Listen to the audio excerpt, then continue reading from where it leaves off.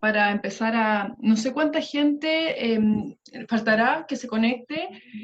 Habían 58 personas o 53 personas inscritas, así que por lo que veo hay varias. No tengo claro bien si es que están todas.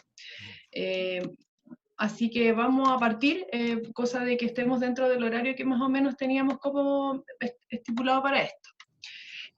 Bueno, para aquellos que no me conocen, soy Muriel Rey Ramírez, trabajo actualmente como encargada del área de capacitación de la universidad. Queríamos darles un poco la bienvenida en nombre del Departamento de Recursos Humanos a esta primera actividad de capacitación que hemos organizado para los funcionarios y funcionarias de la universidad. Es importante mencionarles que esta actividad estaba programada, bueno, algunos de ustedes lo saben porque se inscribieron, programada presencialmente, pero dada la contingencia actual del país, hemos tenido que ir adaptando varias actividades, así que esta va a ser la primera actividad en formato online que nos va a permitir, llevar a cabo las demás actividades también que teníamos propuestas para ustedes. Durante los próximos días vamos a estar disponibilizando más actividades en este mismo formato, modalidad online, así que los vamos a dejar igual invitados para que ya terminada la charla y en los siguientes días visiten nuestro sitio web en funcionarios de la PUCB para que puedan actualizarse e incentivarse a participar en el resto de actividades que estamos preparando para el presente año. Ahora le voy a dar paso a Carlos Varas Alfaro, él es psicólogo y supervisor clínico acreditado en psicología clínica, quien mediante la presente charla nos va a enseñar algunas herramientas para el bienestar psicológico en tiempos de crisis. Así que eso. Esperemos que sea de su agrado la charla. Gracias, Muriel. Muchas gracias. Voy a solicitar primero que todo darles la bienvenida a todas y a todos a esta charla. Informarles algunos elementos respecto de, primero, cómo está configurada esta charla desde Zoom. Esta es una plataforma, ¿no es cierto?, que nos permite poder estar en interacción, pero esta charla, digamos, está configurada de tal manera de que sus audios, y sus micrófonos, perdón, y sus videos están originalmente cerrados, de manera de que no se genere una interferencia con los audios y con los ruidos ambientales de cada una de sus respectivos lugares en donde ustedes estén. Por tanto, de manera de que haya una buena grabación, porque además esta charla, esta actividad va a quedar grabada, de manera de que ustedes puedan recurrir a ella y se les va a hacer un envío, digamos, de un link para poder acceder a esta grabación, de manera de que pueden tomar nota, pero tengan en cuenta de que esta grabación va a poder estar disponible para ustedes. Luego yo voy a comenzar con la presentación y al terminar vamos a poder responder algunas preguntas. La idea es que ustedes a lo largo de la presentación puedan ir generando algunas preguntas o dudas que tengan a través del chat. Yo me di cuenta que algunos y algunas de ustedes empezaron a usar el chat, a hacer algunos comentarios, lo cual está muy bien. La idea del chat es justamente para eso, de tal manera de que si tienen alguna duda o una pregunta, la pueden ir desarrollando durante la presentación. Y al final de la presentación, Camila, que es alguien que va a estar ayudando, haciendo una sistematización de esas preguntas, se va a activar al final de la presentación y va a conversar conmigo, me va a poder transmitir más resumidamente y me va a poder transmitir de manera más sintetizada, ¿no es cierto?, cuáles son las preguntas que más se repiten, cuáles son las preguntas que más se frecuentan, de manera de poder ir respondiendo a ellas. ¿Bien? Voy a pasar, por tanto, a compartir la presentación.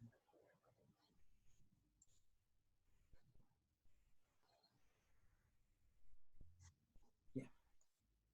Deberían poder ver esta presentación. Por lo tanto, la presentación de hoy día y lo que vamos a conversar hoy día tiene que ver con algunas herramientas, ¿no es cierto?, para desarrollar, para proteger, para generar un mayor bienestar psicológico en momentos de crisis, ¿sí? Esto es una presentación que está armada, ¿no es cierto?, está construida a partir de una mirada y un modelo bien específico que voy a ir explicando, que es de la perspectiva integrativa, para poder ir generando algunas luces respecto de cómo generar mayor prevención de problemas de salud mental en momentos de crisis. Antes que todo, antes de comenzar con eso, quisiera igual presentarme para quienes no me conocen. Mi nombre es Carlos Varas Alfaro, como les decía Muriel hace un minuto, soy psicólogo clínico, soy especialista en terapeuta de la adultez, parejas y familias. Soy un supervisor acreditado por la Comisión Nacional de Acreditación de Psicólogos Clínicos como formador de terapeutas. Mis grados son magíster en Psicología Clínica, en Psicoterapia Integrativa, y soy docente adjunto de la Escuela de Psicología de la Universidad de Valparaíso, donde realizo docencia de pregrado en carreras de Psicología y Medicina, y también de posgrado en el Magíster de Psicología Clínica de la Universidad de Valparaíso, y también como docente invitado del Magíster de Enfermería.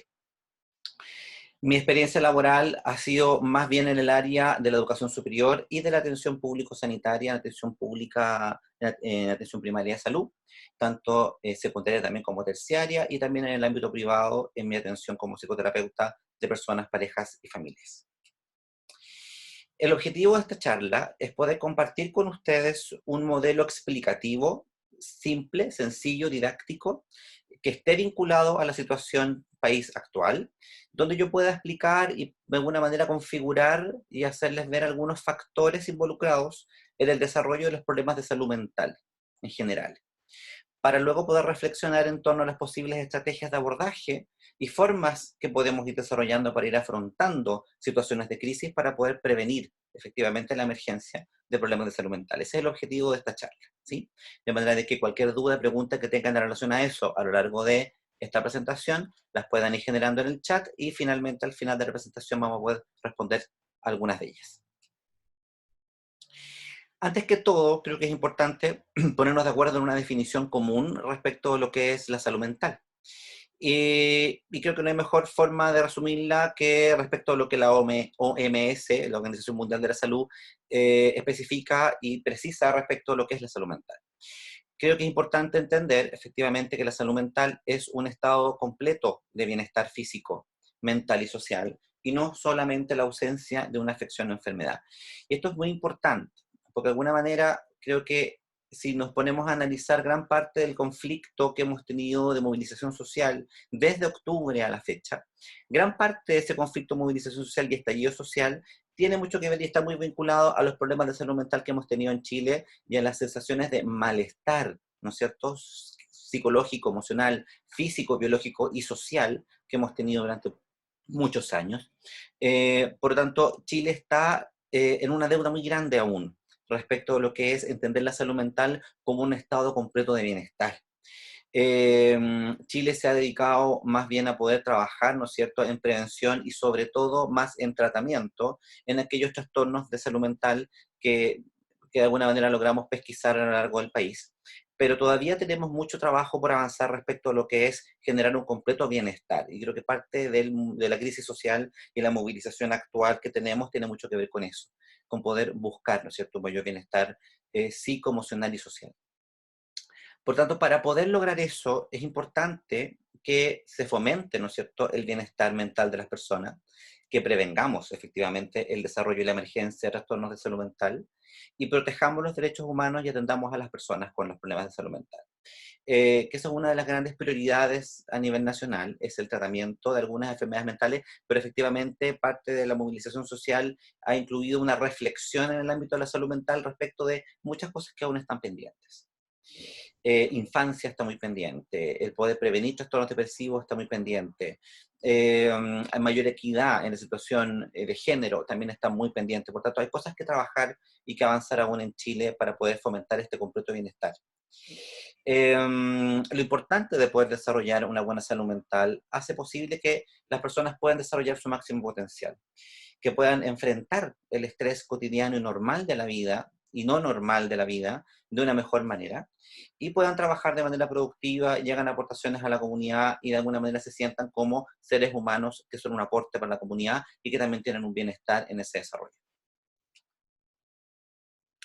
Solamente para precisar, cuando hablo de trastornos de salud mental, creo que es importante también hablar a qué me refiero. Aquí a la derecha logré organizar más o menos, bueno, esto es una presentación general de lo que los manuales de psiquiatría y salud mental internacional han podido precisar respecto de lo que es un trastorno de salud mental.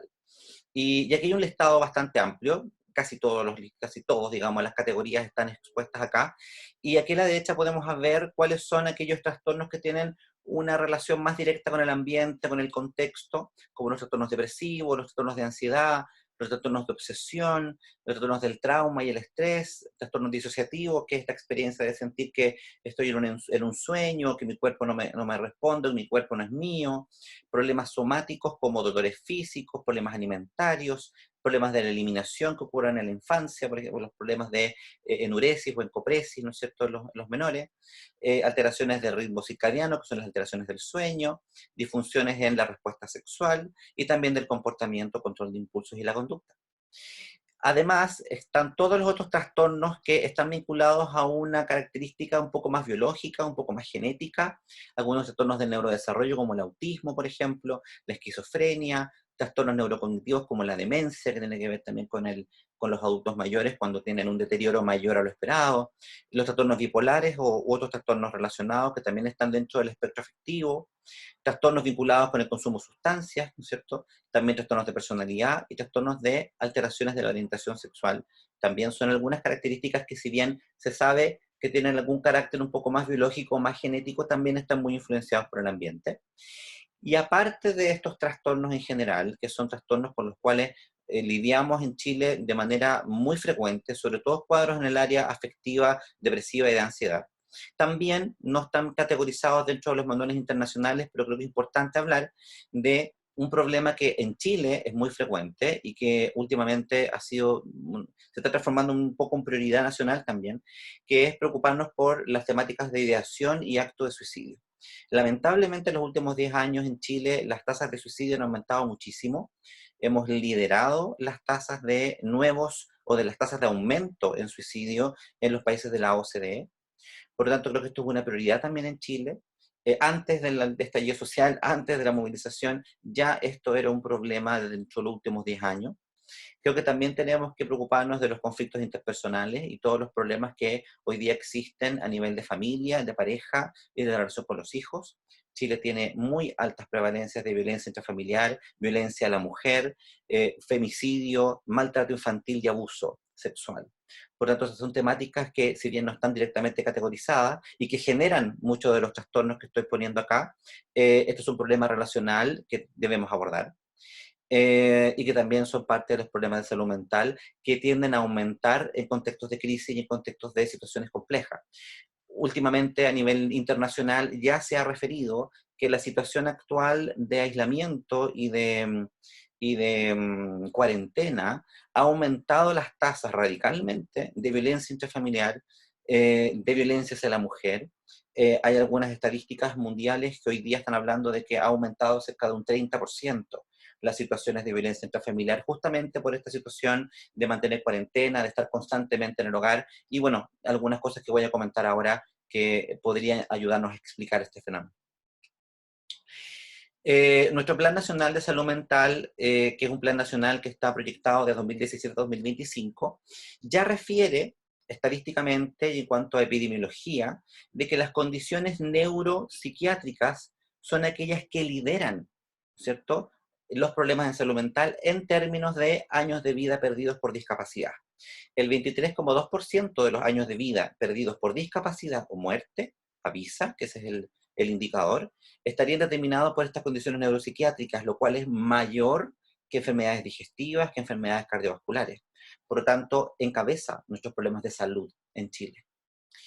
En las mujeres, los trastornos depresivos suelen ser los más frecuentes, ansiosos también, y en hombres, los trastornos por consumo de alcohol juegan un rol muy importante, junto con los accidentes y con actos de violencia.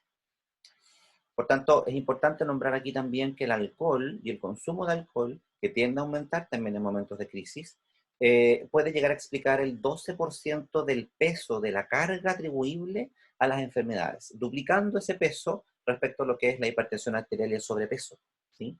Por lo tanto, creo que es importante hacernos cargo respecto del problema de alcohol en Chile. Creo que Latinoamérica es uno de los países que más alcohol consume en el mundo. Chile también es uno de los que lidera y tenemos que preocuparnos respecto a los efectos que esto está generando en la salud física y mental de nuestra población. Una forma de poder responder y una forma de poder enfrentarnos, ¿cierto?, y prevenir problemas de salud mental es el modelo de los factores protectores. Seguir el modelo de los factores protectores, que es mundialmente conocido, es muy simple, es muy sencillo. Principalmente habla de lo importante que es que las personas desarrollen habilidades para fortalecer su persona, la familia y los grupos. El desarrollo de habilidades en general, habilidades para poder responder al cotidiano, a la vida cotidiana, poder responder a los temas laborales, a los conflictos familiares, el desarrollo de habilidades cognitivas, afectivas, conductuales, de alguna manera va a ser muy protector respecto al desarrollo de algún problema de salud mental. Yo creo que eso voy a poder explicarlo un poco después cuando les muestre el otro modelo que les quiero compartir. Al mismo tiempo, se habla de que un estilo de vida saludable también favorece la salud mental en general y que aumentar los grados de cohesión social, es decir, un tejido social protector, ¿no es cierto?, que favorezca el desarrollo de nuestras necesidades, también es un factor muy protector, lo cual hoy día también es un gran desafío, dado que nuestra condición de aislamiento físico de alguna manera puede afectar, ¿no es cierto?, el desarrollo de esa cohesión social. Nos hemos sentido más solos, más solas, hemos sentido menos compañía de las personas con las cuales nos hemos apoyado, y creo que es importante no confundir, y voy a aprovechar de decir esto inmediatamente, creo que es importante no confundir lo que es el distanciamiento físico de lo que es el distanciamiento social. Creo que se ha hablado de mala forma, se ha utilizado en lenguaje al momento de decir que tenemos que generar un distanciamiento social en esta cuarentena. Yo creo que en tiempos de cuarentena hay que cuidar el distanciamiento físico, no el social. Creo que sobre todo el social, a través de las redes sociales, es el que tenemos que tratar de mantener y sostener.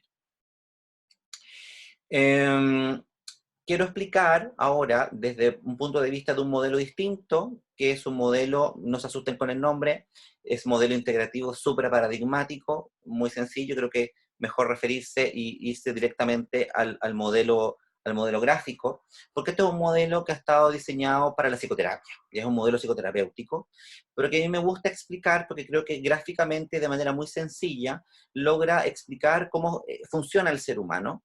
Y me va a permitir a mí desglosar, ¿no es cierto?, y precisar la presentación que tengo respecto de factores protectores y de riesgo y formas de enfrentamiento a una crisis desde cada uno de estos puntos. Entonces, déjenme explicarles primero el modelo. Este es un modelo que integra paradigmas. ¿Qué significa eso? Significa que, por ejemplo, si vemos acá la P, que es la persona siempre está vinculada a un medio ambiente, que son los estímulos, que es E. Un estímulo, yo puedo dirigirme al estímulo o el estímulo puede llegar a mí. Y los estímulos ambientales generan una reacción en nosotros, que es una conducta. Esa conducta va a estar modulada por nuestras características biológicas, por nuestras características afectivas y emocionales, por nuestro sistema cognitivo, nuestro nivel de información respecto de esos estímulos, por ejemplo, y cómo responder a ellos. De nuestro inconsciente, de nuestros traumas infantiles, de nuestras experiencias infantiles, que de alguna manera también marcan y dejan huella respecto de cómo debemos reaccionar a algunos eventos. Y el sistema self, que es una forma de hablar del yo, del sí mismo. Muchos teóricos hablan de la personalidad, de las características del yo, del carácter, que es una forma de resumir cómo se concentran estas características biológicas, cognitivas, afectivas e inconscientes en la manifestación de la personalidad. Por lo tanto, a modo de ejemplo sencillo, si hubiese un temblor aquí como estímulo ambiental, algunas personas desarrollarían la conducta de correr, algunas se esconderían bajo de algo tipo Operación Daisy, en aquellos años 80 cuando aprendimos la Operación Daisy, o algunas personas hoy día harían el triángulo el triángulo de la vida, ¿no es cierto?, que es una información más reciente. Algunas personas se quedarían paralizadas, otras romperían en llanto. Por tanto, las respuestas conductuales son muy diversas dependiendo del fondo de información que tenga, de la regulación emocional y cómo enfrente emocionalmente las situaciones que vivo, mis características biológicas, porque una persona cuando está agotada biológicamente, una persona que no duerme bien, por ejemplo, puede ser más inestable emocionalmente, una persona que consume mucho alcohol regularmente, también puede tener una mayor inestabilidad afectiva y de menor control de sus impulsos y de su conducta. Por tanto, aquí lo que me falta explicar es el K, que son las consecuencias. Cada conducta tiene siempre una consecuencia. Si salgo corriendo por un temblor y me cae algo en la cabeza, probablemente yo aprenda que no tengo que salir corriendo y corrija mi conducta.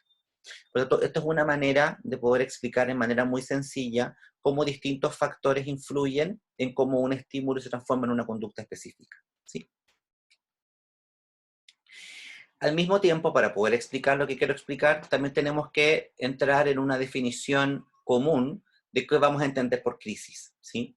Y aquí yo me dirijo a un teórico que es clásico respecto a la explicación de lo que es la intervención en crisis, que es Slyke, y él dice que una crisis es un estado natural, transitorio, y vamos a tener que ver ahí cuán transitorio es, porque ha habido crisis que son bastante más largas que transitorias. Nosotros llevamos 2 crisis importantes desde octubre, ¿cierto? Tanto el estallido social, la movilización social y hoy día esta pandemia mundial. Por tanto, ha sido no tan transitoria, ¿cierto? Por tanto, eso aumenta la probabilidad de que tengamos problemas de salud mental. Pero la definición de crisis es efectivamente un estado natural de transitorio, de trastorno y desorganización. Es natural porque se entiende que una reacción de desorganización, de confusión, de angustia, es lo esperable en una situación de crisis no esperada. Es esperable en una situación de crisis, que es una situación particular, que esa es la segunda parte de la definición, que se caracteriza por una incapacidad de poder abordar estas situaciones particulares usando los métodos habituales de resolución de problemas que he usado cotidianamente. Por lo tanto, se nos presenta una situación novedosa sobre la cual utilizamos nuestros recursos de adaptación con los cuales contamos naturalmente, pero puede ocurrir de manera natural y normal y esperable de que esta situación exceda nuestra capacidad de respuesta.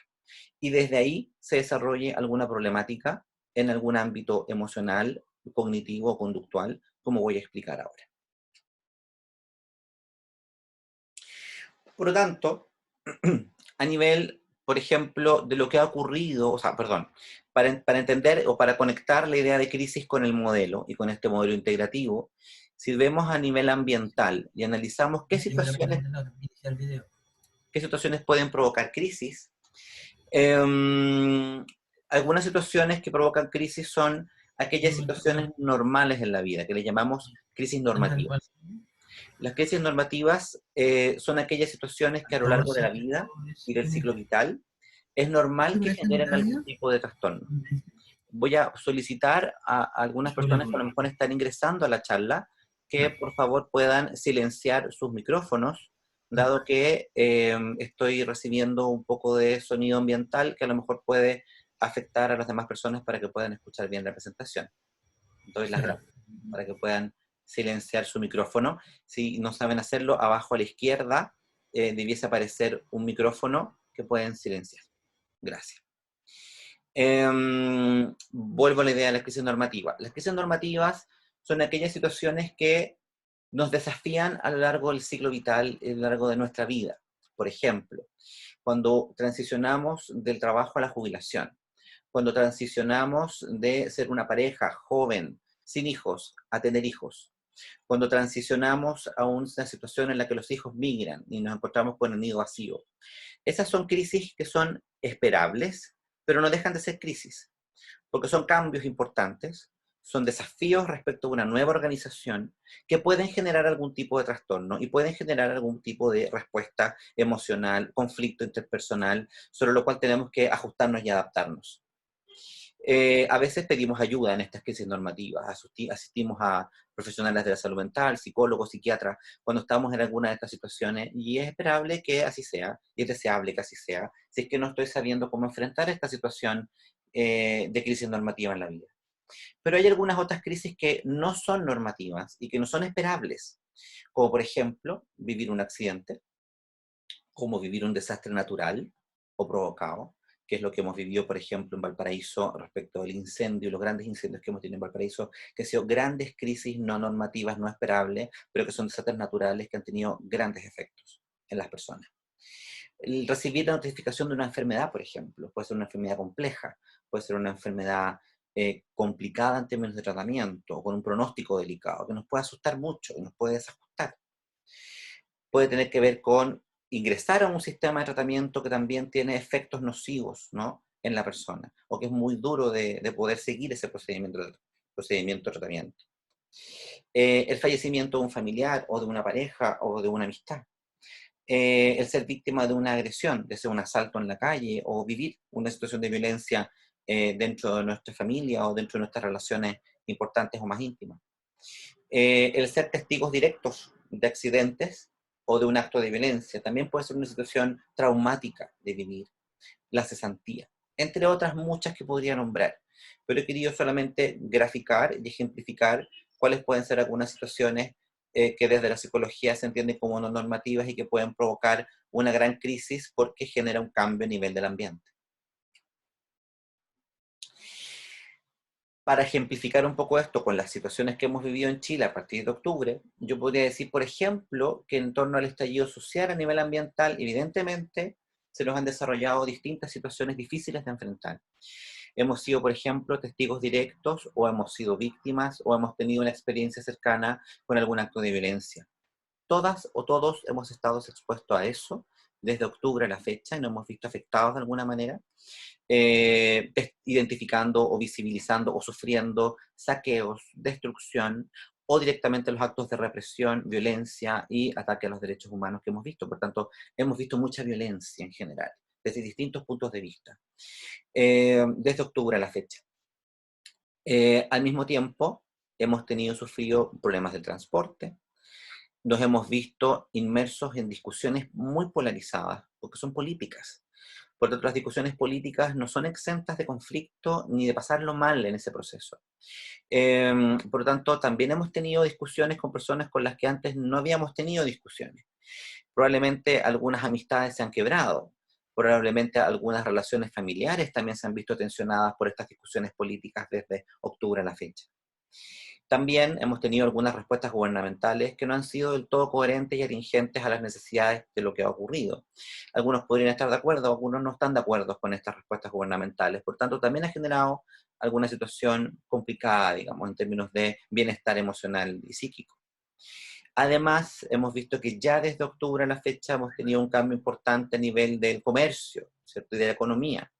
Hemos tenido mayores despidos, tenemos una depresión del comercio, una pérdida de la fuente laboral, amenaza de pérdida de nuestras fuentes laborales, lo cual también nos ha mantenido a todos de manera muy angustiada, hemos estado muy angustiados desde estos últimos meses.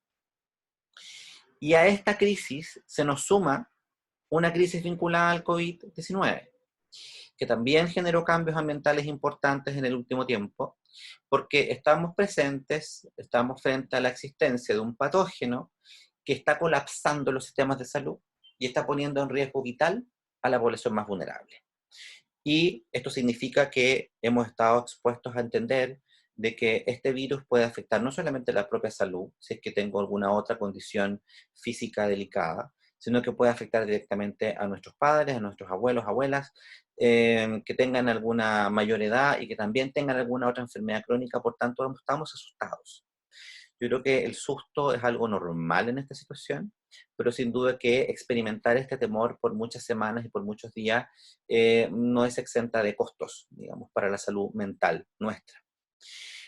Además, no solamente estamos frente a una crisis y estamos tratando de responder de manera positiva a esta situación, tratando de evitar la curva y aplastarla lo más posible con este aislamiento que estamos generando, que yo invito desde ya a verlo desde ahí. Yo creo que muchas personas se sienten muy impotentes en su casa, pero creo que es importante significar que estoy haciendo algo muy importante tratando de no estar, ¿sí? En la calle y no exponerme, porque de esta manera estamos todos deteniendo esta curva y disminuyéndola y evitando el colapso de nuestro sistema de atención, que es lo real. Al mismo tiempo, nos estamos viendo expuestos a un aislamiento físico derivado de esta cuarentena que ha sido muy difícil para muchas personas, porque no solamente nos encontramos más solos o más solas respecto a nuestros vínculos en nuestras redes sociales, sino que además esta nueva situación y la manera en cómo estamos enfrentando esto es tratando de mantener la vida normal en un contexto que no es normal. Y eso ha llevado a que estemos solapando, se nos estén entrecruzando muchas responsabilidades al mismo tiempo en un mismo lugar. Hoy día una gran situación compleja es que se nos solapan las responsabilidades en el hogar. Estamos con teletrabajo muchos, estamos al cuidado de nuestros hijos al mismo tiempo, estamos con tareas del hogar al mismo tiempo. O sea, esta misma presentación, por ejemplo, he tenido que preocuparme de manera especial tratando de cuidar el ruido ambiental, tratando de cuidar que mis perros estén tranquilos, tratando de cuidar que no me abran la puerta, que no suene el teléfono. Creo que de alguna manera no es tan fácil lograr el teletrabajo en condiciones en las cuales el hogar no está diseñado para eso. Por lo tanto, es una gran situación de estrés para muchas personas, sin decir y sin contar además con aquellas personas que han visto que esta situación está empeorando aún más y está poniendo aún más en riesgo su fuente laboral, su ingreso económico. Todos hemos visto cómo esto ha tenido algún costo en nuestra AFP. La AFP ha tenido una disminución económica impresionante en todos nuestros fondos, lo cual va a afectar nuestro futuro. Eso nos tiene angustiados, nos tiene mal, la gente está perdiendo sus fuentes de trabajo, por tanto, estamos en una situación de crisis bastante extrema que muchos están adelantando, que los problemas de salud mental que tengamos posterior a esta crisis pueden ser muy elevados y muy grandes.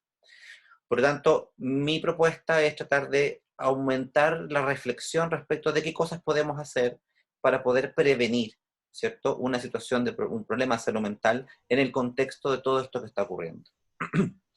Porque cuando estamos expuestos a situaciones de crisis, es muy normal, y creo que a muchos de ustedes y muchas de ustedes les debe haber pasado, que a nivel biológico, desde el estallido social, desde la crisis de octubre a la fecha, en algún minuto alguien ha tenido alguna alteración o cambio en su calidad o cantidad de sueño.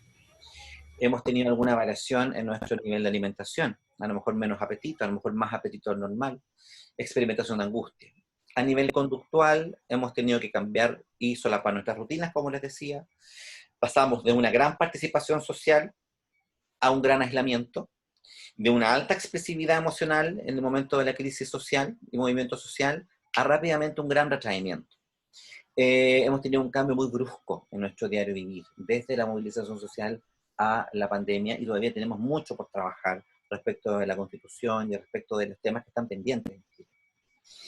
Esto evidentemente que genera un costo afectivo y emocional. Nos hemos expuesto a una complejidad emocional, ha sido muy vertiginoso este viaje desde octubre a la fecha, porque hemos pasado por emociones muy intensas y recurrentes, pero también ambivalentes. ¿Qué quiere decir eso? Hemos estado a lo mejor muy contentos y muy alegres porque estamos esperanzados por un futuro mejor en Chile, nos hemos apasionado con este cambio, hemos tenido mucha rabia respecto de muchas discusiones y situaciones que están ocurriendo en este proceso, tenemos mucha angustia por el efecto que esto está teniendo a nivel de nuestro costo económico, social y familiar, pero al mismo tiempo, hoy día estamos viviendo además con mucho miedo respecto a nuestra salud y la de nuestros cercanos. Estamos muy ansiosos, más ansiosos aún y con mucho temor, con mucha incertidumbre, impotencia respecto a lo que viene. No sabemos qué va a pasar a nivel económico, no sabemos qué va a pasar a nivel de nuestras fuentes laborales y de ingresos. Por lo tanto, estamos expuestos a una situación emocional que creo que es importante reconocerla, distinguirla, aceptarla, entre comillas, entender que es normal que estemos expuestos a este vertiginoso mundo emocional, del cual creo que es importante estar consciente, ¿sí?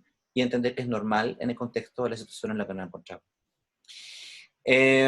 Al mismo tiempo, a nivel cognitivo, que influye mucho en lo afectivo, es que hemos estado y estamos expuestos a gran confusión. Estamos expuestos a mucha información. La información es diversa, la información es contradictoria. Eso nos puede confundir. Mantenernos con incertidumbre respecto al futuro, tener dudas sobre cómo actuar, empezar, que tengamos la experimentación de recuerdos traumáticos. Recuerdo que cuando empezó la crisis social y el estallido social, nuestras adultas y adultos mayores se vivieron la crisis social con mucha angustia y con mucho recuerdo traumático respecto de la época del 73. Por lo tanto, lo cual es absolutamente entendible. Por tanto, la experimentación y esta falta de poder comprender cómo los jóvenes estaban tan contentos con esta movilización, cuando el adulto mayor se lo vivió con tanto temor y con tanto susto, experimentando cosas que fueron muy traumáticas en su minuto. Al mismo tiempo, esto nos está generando a todas y a todos mucha sobrecarga. Estamos manifestando conflictos interpersonales porque estamos con roces y estamos con responsabilidades de pareja, de familia, con los hijos constantemente en este contexto de cuarentena, nuestros problemas laborales y económicos, el estar expuestos a la vulneración física, biológica y también a la vulneración de nuestro cuerpo, digamos en las situaciones de crisis cuando algunos han salido a la calle a manifestarse. Por lo tanto, no es raro que tengamos un aumento de nuestros problemas de salud mental en un corto, mediano plazo. ¿Cómo enfrentamos esto? Mi propuesta es tratar de hacer un ordenamiento desde el punto de vista de cada uno de los mismos paradigmas que hemos hablado. Entonces, empezando por el paradigma ambiental y analizándolo desde el punto de vista ambiental, ya les he nombrado, les he mencionado, ¿no es cierto?, cómo la crisis social y el aislamiento están generando efectos en nosotros, pero al mismo tiempo tenemos que ver y vislumbrar cuáles han sido los problemas que hemos tenido desde mucho antes también, y que a lo mejor aumentan o que inician y emergen hoy en nuestra vida en función de estos conflictos, en función de esta crisis que estamos viviendo, como los conflictos familiares, como los problemas económicos, la inequidad en los accesos, porque de alguna manera tenemos que ver que hay mucha gente, muchas personas en Chile que efectivamente no tienen los mismos accesos a sistemas de apoyo, sistemas de ayuda y en la calidad en educación, salud, etc. Existe en Chile muchas personas que tienen condiciones habitacionales desfavorables y que hoy día, en la situación de la cuarentena, es más grave aún, porque el hacinamiento es peor. También tenemos que pensar que tenemos hoy día, tal vez, aquellas personas que trabajan en el teletrabajo, tienen una mayor carga horaria en actividades y responsabilidades que antes. En mi propia experiencia personal, traducir toda la docencia a una docencia online ha sido un desafío increíble que ha tomado muchas horas de trabajo, no estábamos preparados para esto. Entonces, la comunidad educativa está muy estresada. La comunidad educativa, profesoras, profesores, tanto de colegios, establecimientos educacionales como universitarios, nos hemos visto en una sobrecarga importante y tener que hacer esto en la casa junto con los hijos y junto con la familia. Al mismo tiempo, en Chile tenemos un grave problema a nivel ambiental y que es el escaso espacio y tiempo y oportunidad que tenemos para actividades recreativas. Chile es un país que trabaja mucho. Chile es un país que excede las horas dedicadas al trabajo, porque muchas personas tienen que trabajar en más de un trabajo para poder sostener la vida, que es parte de la crisis social, que es parte de los problemas que generaron la emergencia del estallido social, que tiene que ver con la calidad de vida y que no alcanza para pagar, que vivimos con mucha deuda. Chile vive endeudado para poder vivir y por lo tanto no tenemos una cultura de la recreación, del deporte, de la cultura, como los países europeos, por ejemplo. Al mismo tiempo, tenemos que hacernos cargo de que Chile es un país que aún vive y ha vivido altos niveles de discriminación, tanto por etnia, como por género, como por socioeconomía, estatus social, lo hemos visto de manera muy increíble a través del estallido social. Tenemos discriminación a grupos minoritarios aún, hemos avanzado mucho, pero creo que falta mucho y gran parte de los problemas de salud mental en Chile, y ojo, gran parte de los intentos de suicidio en la adolescencia hoy día tienen mucho que ver con la discriminación por género o por orientación sexual aún en Chile. Sin mencionar todavía la violencia y el abuso sexual infantil, que es algo que sigue repitiéndose y es un problema importante en Chile. Por tanto, a nivel ambiental tenemos muchos desafíos todavía en Chile por avanzar y esta crisis nos pone desafíos nuevos. ¿Cuáles serían las estrategias desde este mismo ámbito, desde lo ambiental? ¿Qué es lo que se podría sugerir y qué es lo que la literatura recomienda y qué es lo que de alguna manera la evidencia científica también respalda? Es que hay que tratar de cuidar de mayor manera nuestras redes de apoyo. Porque las redes de apoyo efectivamente brindan apoyo emocional, brindan apoyo material, brindan apoyo en solución de problemas, lo que le llamamos un apoyo social, familiar, institucional. Creo que es importante hoy día acudir a las instituciones que están disponibles y asequibles, lo cual hoy día es un gran problema porque toda la atención en salud está detenida de alguna manera. La atención en salud mental está detenida hoy día en función de otra problemática que evidentemente es mayor y prioritaria, que es la salud física.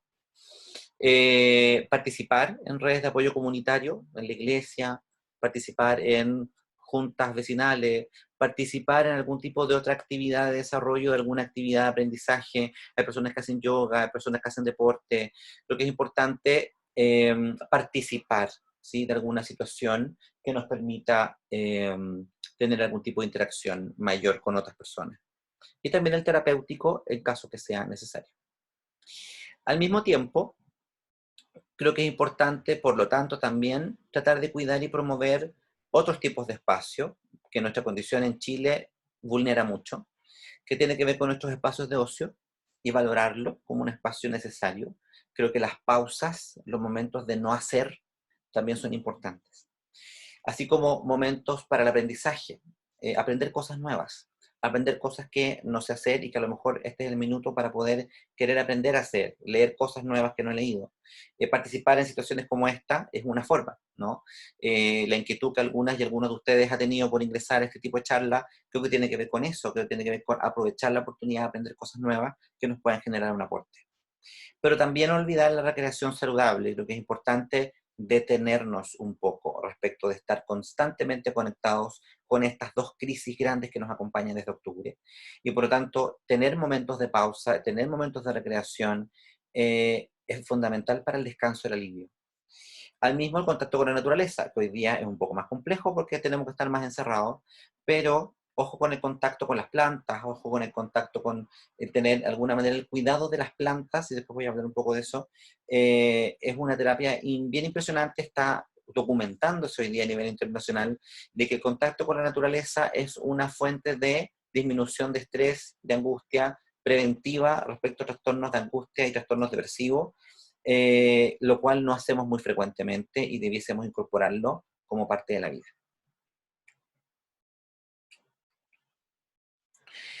Ahora, a nivel cognitivo, creo que es importante tener en cuenta que estamos frente a temáticas sobre las cuales no teníamos información, por tanto podemos tener algún nivel de desinformación respecto a alguna situación, exceso de información, nos hemos visto bombardeados con mucha información y eso también ha sido angustiante, porque como que uno ya no sabe qué leer ni qué decidir escuchar. Yo creo que aquí también estamos expuestos a información que es errada. Hay mucha información que se comparte por las redes sociales que no necesariamente tiene sus fuentes bien clarificadas, por tanto, yo aquí lo voy a decir en términos de la estrategia inmediatamente, ¿no? Que es el cuidado con informarse de fuentes adecuadas y en tiempos acotados. Creo que hoy día estamos expuestos a las noticias 24 horas.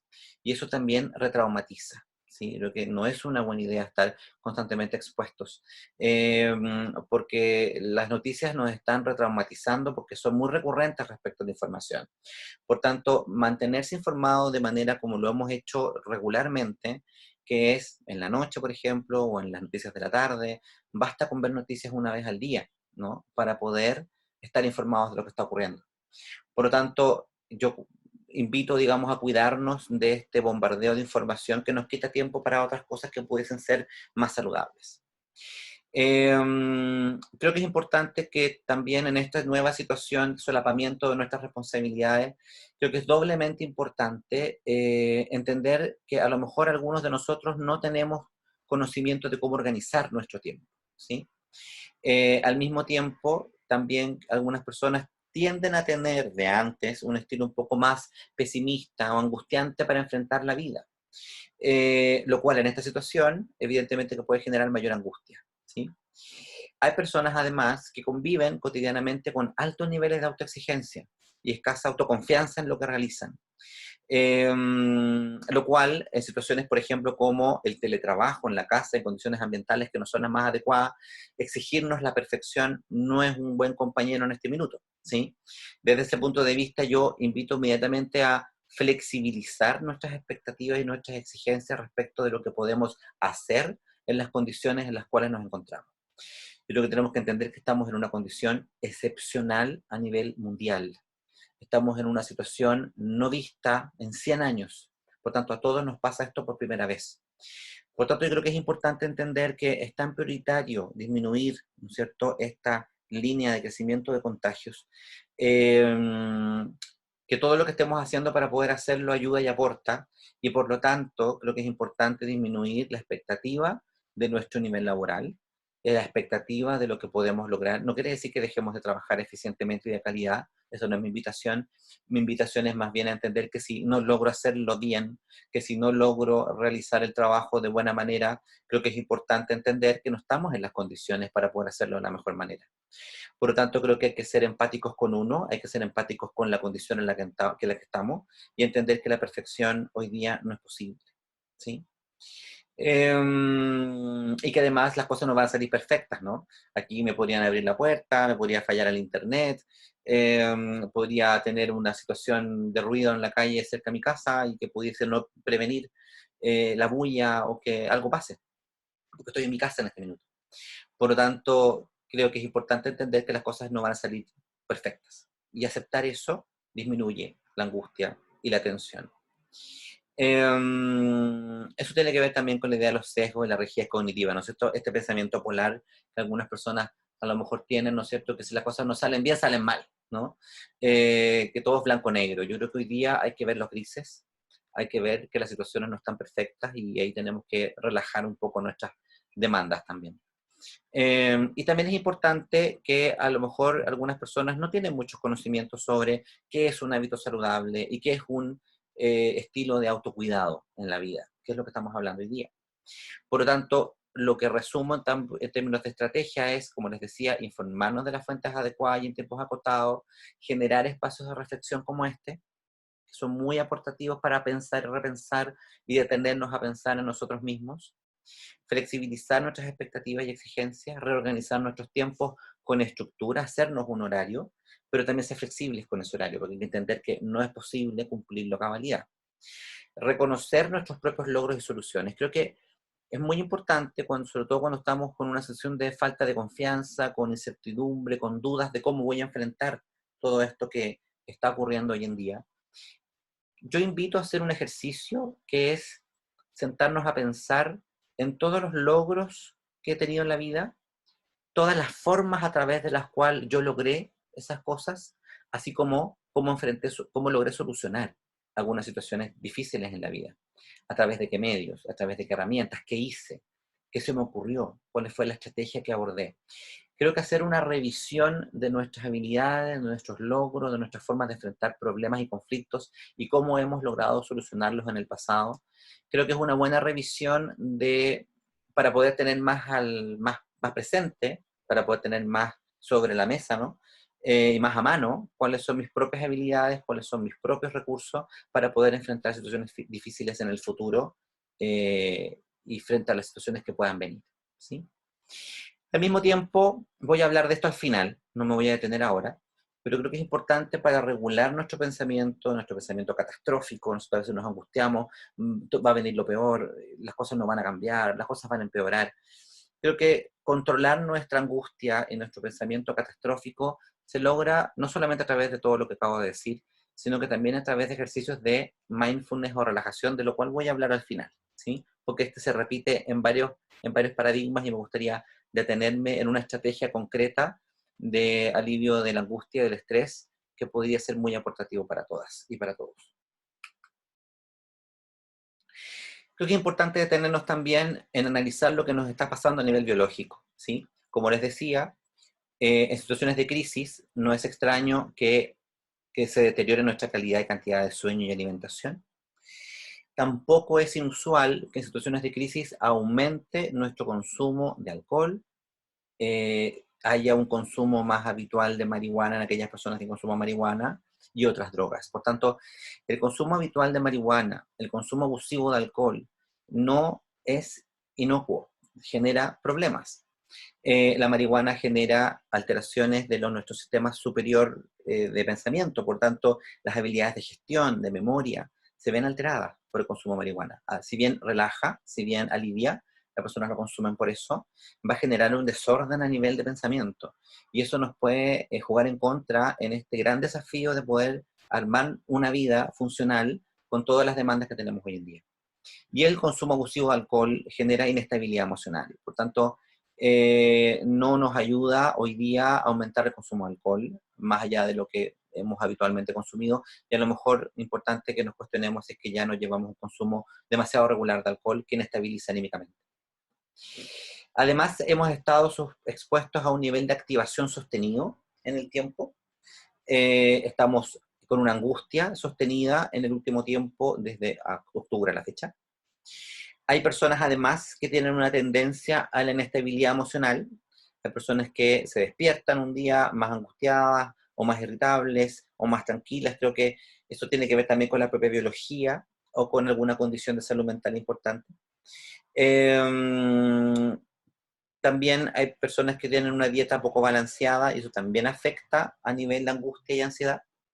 Y el sedentarismo, que si bien antes hay personas que ya tenían un sedentarismo previo, hoy día este sedentarismo se puede aumentar o podemos caer en sedentarismo, personas que antes no estábamos en el sedentarismo, generando problemas biológicos como sobrepeso y también desgaste. Por lo tanto, a nivel biológico, creo que una de las estrategias más importantes es cuidar la higiene del sueño. ¿Qué quiere decir eso? Cuidar las horas de sueño, cuidar, o sea, cuántas horas estoy durmiendo, o sea, cuidado con extendernos con dormirnos más tarde que antes, que es lo usual. Cuidar la alimentación, es decir, tampoco tratar de no tener grandes comidas antes de dormir, que también afecta al dormir. Y tratar de generar algún tipo de ejercicio físico. El ejercicio físico se ha visto que cuando uno lo hace de manera regular, logra estabilizar el ánimo. En aquellas personas que tengan mayor inestabilidad emocional, el deporte estabiliza el ánimo. El deporte nos permite tener una respuesta menos sensible, ¿no es cierto?, a la angustia, a la rabia, a las emociones displacenteras. El deporte defiende el cuerpo del malestar emocional. Invito a un consumo responsable y o abstinente en el alcohol y otras drogas. Y también invito al ejercicio físico y también al mindfulness, que es lo cual voy a hablar al final.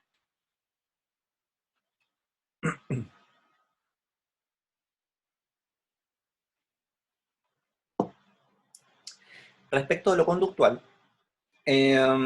volver a resaltar la idea de que estamos con, a veces, algunas personas tienden a tener afrontamientos que no son muy efectivos a situaciones de crisis. Hay personas que de antes de la crisis social han enfrentado situaciones de crisis tendiendo al aislamiento, ¿no? A no compartir lo que me pasa, a tener un consumo abusivo de alcohol y droga. Y creo que esas estrategias se pueden acrecentar y pueden empeorarse hoy día. Hay personas además que no tienen muchas conductas o habilidades sociales para poder expresarse y resolver conflictos de manera no confrontacional, o hay personas que evitan los conflictos, o hay personas que resuelven conflictos de manera muy confrontacional o muy agresiva. Y eso tiene que ver también con una deuda, creo yo, educativa en Chile. Yo creo que uno de los desafíos a mejorar en educación en Chile es que la educación tiene que centrarse también en una educación emocional y en una educación social. El sistema educativo no nos enseña cómo resolver conflictos interpersonales. Y yo creo que es importante incorporar esos elementos como elementos transversales en la educación.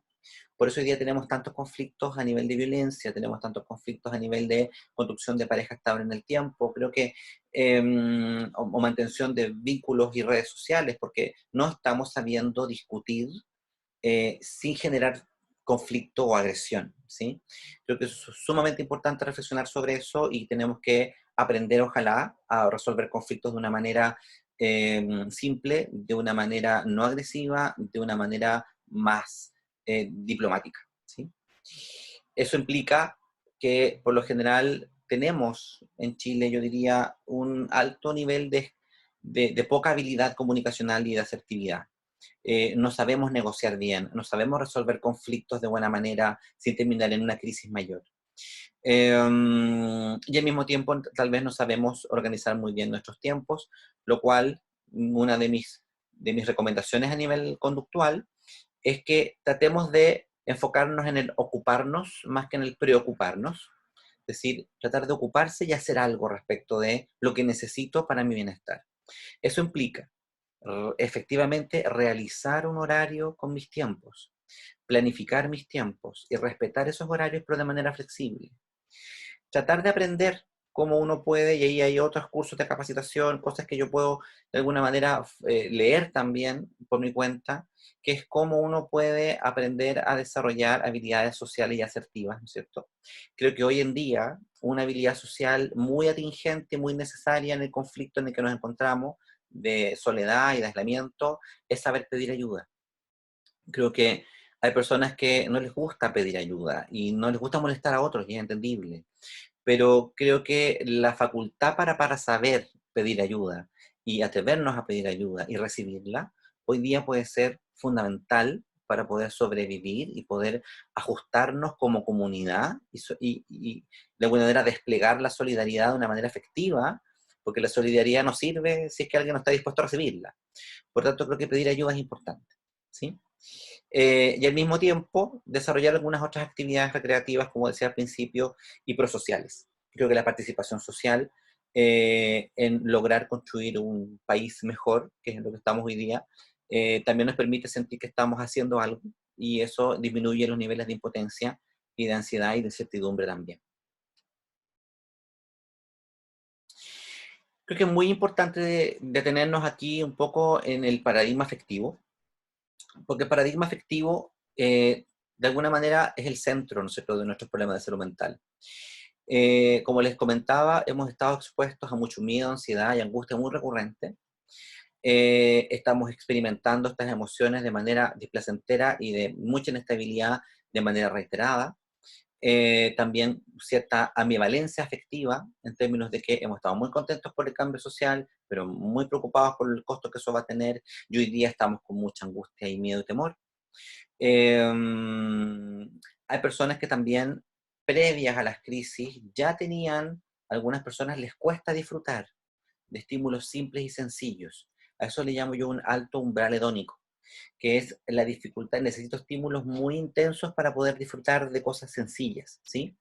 No disfruto de cosas sencillas, sino que necesito estímulos muy grandilocuentes, ¿no? Lo cual, de alguna manera, en el mundo en el que nos encontramos hoy día, está tan bombardeados de información, ha hecho que estemos a la expectativa y siempre estemos hambrientos de nuevo estímulo, nuevo estímulo, nuevo estímulo, y no estamos sabiendo disfrutar de estímulos más simples y sencillos y menos cambiantes. Lo cual está vinculado también con la lexitimia, que es un concepto técnico, pero tiene que ver con la dificultad para poder reconocer lo que me pasa, discriminar lo que siento y expresarlo de buena manera. Se ha visto que cuando uno tiene los espacios, y voy a ir a las estrategias, cuando uno tiene espacios sociales para poder identificar mi propio malestar y poder hablar de lo que siento, de lo que me pasa, porque eso me permite diferenciar qué es lo que me pasa y entender qué es lo que necesito, de manera de que puedo expresar, ¿no es cierto?, mis necesidades y clarificarlas en espacios de contención, de intimidad, de amistad. En el fondo lo que estoy invitando a hacer es conversar de lo que nos pasa y detenernos a hablar de lo que nos ocurre y de escucharnos en eso y de escuchar a las otras personas en eso, sin la tendencia inmediata a corregir, a dar soluciones, sino que más bien detenernos a escuchar y tener momentos para poder hablar sin tanta interrupción. Yo creo que esos minutos se ha visto y está demostrado que esos espacios permiten clarificación de la propia emoción y permite tomar decisiones y estrategias de solución más acorde a lo que uno necesita, pero para eso tengo que saber qué es lo que necesito. Por lo tanto, yo invito aquí a generar espacios de conversación contenida, en espacios donde sé que me van a poder escuchar. Estoy revisando a ver si me están notificando algo por interno. Vamos, todo bien, todo bien. Además, creo que es importante fomentar y tratar de cultivar la experimentación de emociones placenteras. Creo que hoy día, si podemos organizar los tiempos, si podemos destinar un espacio o individual o colectivo con la familia, con los hijos, con la pareja, y compartir música, poesía, naturaleza, arte, son momentos en los cuales uno puede estar en la experimentación de emociones que son más placenteras. Y eso es protector respecto de la situación vertiginosa emocional que estamos viviendo. Al mismo tiempo, disminuir este umbral hedónico, ¿no? Esta dificultad para disfrutar con lo sencillo. Es fácil aburrirnos hoy en día. Estamos demasiado acostumbrados a los estímulos muy intensos. Por lo tanto, hacer ejercicio físico, mindfulness de nuevo, que ya les voy a hablar de qué consiste, generar algún hobby, cuidar ese hobby. Creo que son momentos en los cuales uno puede cultivar el bienestar emocional y el placer, ¿sí? Y al mismo tiempo creo que es importante tratar de desarrollar hoy día y estar más conscientes de lo importante que es escucharnos empáticamente. Yo creo que es normal que hoy estemos rozando más, que haya más conflicto interpersonal, que haya más irritabilidad social dentro del hogar, porque estamos con mucha sobrecarga y estamos necesitados de ayuda todos. Pero creo que es importante tratar de ponernos en el lugar de que estamos todos igual, ¿sí? Todos lo estamos pasando mal. Por tanto, el que me responde mal, también lo está pasando mal. Entonces Entonces creo que es importante tratar de fomentar en nuestra propia empatía y nuestra propia autoempatía. Si yo soy empático conmigo, puedo pedir lo que necesito, y si soy empático con el otro, puedo ir a preguntarle lo que necesita para ver de alguna manera de aliviar nuestra carga y evitar y prevenir los roces, la irritabilidad y el conflicto. Cuando hablo de self, hablo de, como les decía, los psicólogos hablamos del yo, hablamos del sí mismo, hablamos de la identidad. El self es una forma de resumirlo. Hay personas, y es normal que ocurra, que a lo largo de nuestra vida, de nuestra biografía, por X razón, por X experiencia, biografía o experiencia en el pasado, algunas personas desarrollan mejores autoimágenes de sí mismos. Hay personas que tienen mayor sentido de eficacia, se sienten más eficaces para resolver problemas, y hay personas que se sienten con mayor autoestima, ¿no? Que se sienten más seguras de sí mismas, y hay personas que no. Hay personas que no se sienten tan seguras de sí mismas. Eso lo llamamos un autoconcepto más empobrecido. Y hay personas que también tienen un escaso autoconocimiento, tampoco están muy claras respecto de cuáles son sus habilidades, cuáles son sus recursos, cuáles son sus mejores estrategias para resolver problemas. Desde ahí que yo recomendaba lo que había dicho anteriormente, que para generar mayor empoderamiento y sentirme más seguro de mí mismo, de mí misma, creo que es importante hacer un acto meditativo, reflexivo, de cómo he resuelto conflictos en el pasado. Cuando he enfrentado una situación difícil, cómo la resolví, cómo la enfrenté. Cuando logré algo complicado, que no era tan fácil y salí adelante, ¿cómo lo hice? ¿A qué acudí? A lo mejor acudí a otros, a lo mejor acudí a la confianza en mí, a lo mejor acudí a atreverme. Creo que es importante revisar esas historias, creo que es importante eh, traer, ¿no es cierto?, al propio conocimiento personal mis propios recursos, porque creo que eso genera mayor confianza y genera mayor seguridad en los pasos que estoy tomando.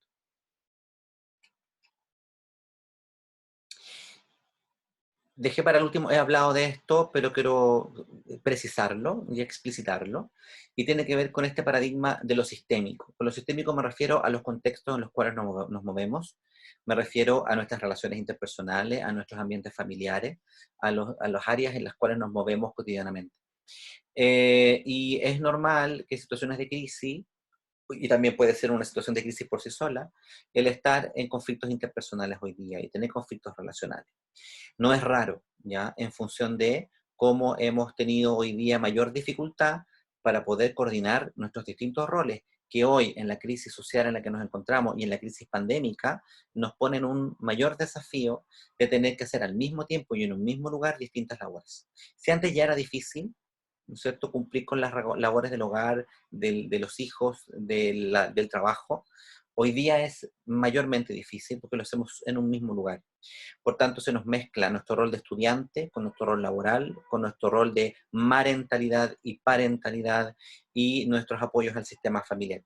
Por lo tanto, creo que es importante estar conscientes de eso, ¿sí? Estar conscientes de que está siendo difícil congeniar todos estos dominios en uno solo, ¿sí? Y eso puede aumentar nuestro riesgo de aumentar crisis en la pareja, discusiones, problemas de violencia. Como les comenté, a nivel internacional ya está registrado que la violencia intrafamiliar ha aumentado en un 30%. Por lo tanto, creo que hay que estar alertas a eso. Para esto yo sugiero que tenemos que estar más conscientes de, repito nuevamente, cómo organizamos nuestros tiempos, cómo pedimos ayuda, ¿sí? Hoy día hay que pedir ayuda.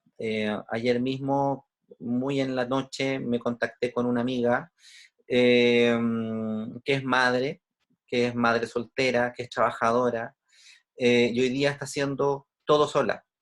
Está trabajando en su casa, criando a su hijo con necesidades educativas especiales, está haciendo de profesora, de mamá, de trabajadora. Yo creo que eso es una situación compleja, riesgosa para la salud mental de las mujeres en Chile.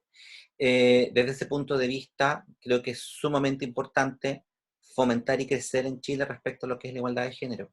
Tenemos una deuda, creo que la crisis, perdón, la revolución y el movimiento feminista en Chile ha sido potente, creo que ha llegado el minuto, ¿no es cierto?, en poder seguir avanzando en esta área. Creo que tenemos que generar mayor igualdad en sueldos, en condiciones, en responsabilidades respecto de lo que son las labores del hogar. Creo que tenemos que cooperar más. Y desde ese punto de vista, creo que es importante también educarnos en resolución de conflictos y generar mayor participación ciudadana en general. Pero me quería dedicar un poco en este tema, ¿no? Me quería detener. Creo que es importante hoy día darnos cuenta de que hay personas que están haciendo muchas cosas de manera solitaria y que requieren mayor apoyo. Creo que ahí evidentemente las cuarentenas hay que a lo mejor flexibilizarlas en términos de entender que como familia, si bien no vivimos juntos, no vivimos juntas, a lo mejor necesitamos apoyarnos en algunas situaciones, es necesario poder disponer de espacios para poder descansar de alguna labor, si no esto va a tener grandes costos a nivel de salud mental. Otra cosa que quería aportar a esto, ahora que estoy hablando de los conflictos interpersonales, yo no sé si algunos de ustedes alguna vez han leído a Humberto Maturana, que es un biólogo, filósofo chileno, que creo que vale la pena leer. Es nuestro pensador, uno de los pensadores más importantes que tenemos en Chile. Y él y muchos otros autores hablan de lo que es la epistemología constructivista. No me voy a alargar con esto, pero lo que quería compartir es que desde una visión teórica epistemológica constructivista, se piensa desde esa visión de pensamiento de que la realidad depende de quien la observa. Yo creo que esto es muy importante para entender los conflictos interpersonales, porque cuando discutimos y peleamos de algo, lo que estamos haciendo es que cada uno está mirando un mismo fenómeno desde un punto de vista particular, que siempre es personal. Esta persona ve un 6, esta persona ve un 9. Y eso es lo que ve y no ve otra cosa. Lo cual tiene que ver con nuestra biografía, tiene que ver con nuestras experiencias de crianza, tiene que ver con nuestro propio historial. Por lo tanto, cuando estamos en una discusión y no nos logramos entender, muchas veces eso tiene que ver con que no nos hemos puesto, no nos hemos detenido a tratar de mirar por qué el otro ve un 6 y no un 9, y por qué el otro ve un 9 y no un 6. En las discusiones lo que tendemos a hacer es que yo veo un 6 y defiendo y distingo cuáles son las cosas que yo distingo de por qué esto es un 6. Lo mismo va a hacer la persona que ve un 9. Va a defender su 9 y va a argumentar por qué ve el 9 que ve. Yo creo que una de las formas de avanzar en sociedad hoy día, y sobre todo en nuestros conflictos interpersonales en casa, es tener la precaución de tratar de entender el 6 que yo no veo y el 9 que yo no veo. Creo que eso es una forma de lograr amortiguar el conflicto, detener un conflicto y poder generar mayor acercamiento y una intimidad más comprensiva respecto de nuestras diferencias. Las diferencias están siempre. Somos diferentes todos y todas. Creo que es importante detenernos a entender esa diferencia, más que seguir defendiendo mi propia diferencia. Y a nivel de paradigma inconsciente, lo voy a resumir en términos de que es importante tener un mayor conocimiento de uno mismo. Y de estas cosas que estamos hablando hoy, que les estoy comentando hoy día, yo creo que en la medida en que yo soy más consciente de los errores que cometo, en la medida en que yo soy más consciente de las cosas que no he hecho para tener una mejor salud mental, y tal vez darme cuenta de que doy algunos pasos no muy adecuados en mi propia salud mental, eso es hacer consciente lo que no tengo consciente. Y eso me permite tener nuevos márgenes de acción, me permite tener nuevas formas de solución a un problema que a lo mejor no había visto solución.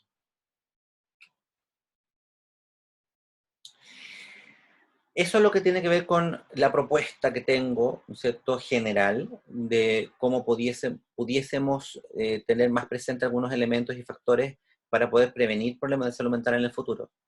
Pero eso no quita que en alguna situación particular nos podamos encontrar en una situación de crisis intensa. Es decir, hay personas que hoy en día son notificadas de un COVID o que tienen un familiar enfermo grave y que están en un nivel de angustia muy elevado o que ha perdido el trabajo. Cualquiera de las crisis que hemos mencionado y está en una situación de crisis intensa ahora. Cuando una persona está en una crisis intensa y está en llanto, está en angustia, puede tener una crisis de pánico, sentir que se ahoga, que no puede respirar. En esas situaciones yo recomiendo seguir los pasos del modelo ABCDE que generó la Pontificia Universidad Católica de Chile. Esto está disponible en internet, lo pueden buscar, cualquier persona lo puede leer, cualquier persona puede seguir sus pasos. Yo solamente quiero hacer un pequeño resumen de que cuando una persona está en una crisis intensa, el paso más importante, que es el primero, es esta escucha activa. Es buscar este 6 que yo no entiendo y tratar y dejar que las personas logren explayarse respecto de qué es lo que les está pasando, no interrumpirla. Hay algunos videos en YouTube que también pueden seguir de este mismo modelo ABCDE, donde ejemplifica muy bien cómo una persona, que lo puede desarrollar cualquier persona que conozca estos términos y que tenga algunas habilidades de apoyo, puede generar una buena intervención en crisis y un primer auxilio psicológico. Basta con escuchar. Basta con dejar que las personas hablen y uno escuche y trate de entender cuál es la necesidad, sin interrumpir, sino que escuchar lo difícil que está haciendo una situación para esta persona. Eso nos va a permitir pasar al nivel C, que es categorizar esas necesidades y devolverle a esa persona, o sea, de todo lo que he escuchado, estos 10 minutos, 15 minutos que te he escuchado, lo que entiendo que te pasa es esto, ¿sí? Y puedo hacer una devolución de lo que yo entiendo y lo que yo comprendo de lo que la persona necesita.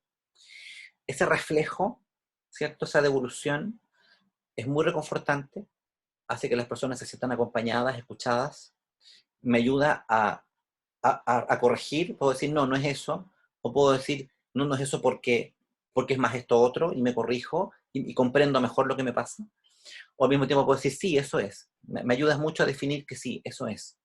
Entonces, de a dos, es más fácil que las personas entiendan lo que les pasa, que lo puedan expresar, que puedan entender sus necesidades frente a esto que está ocurriendo.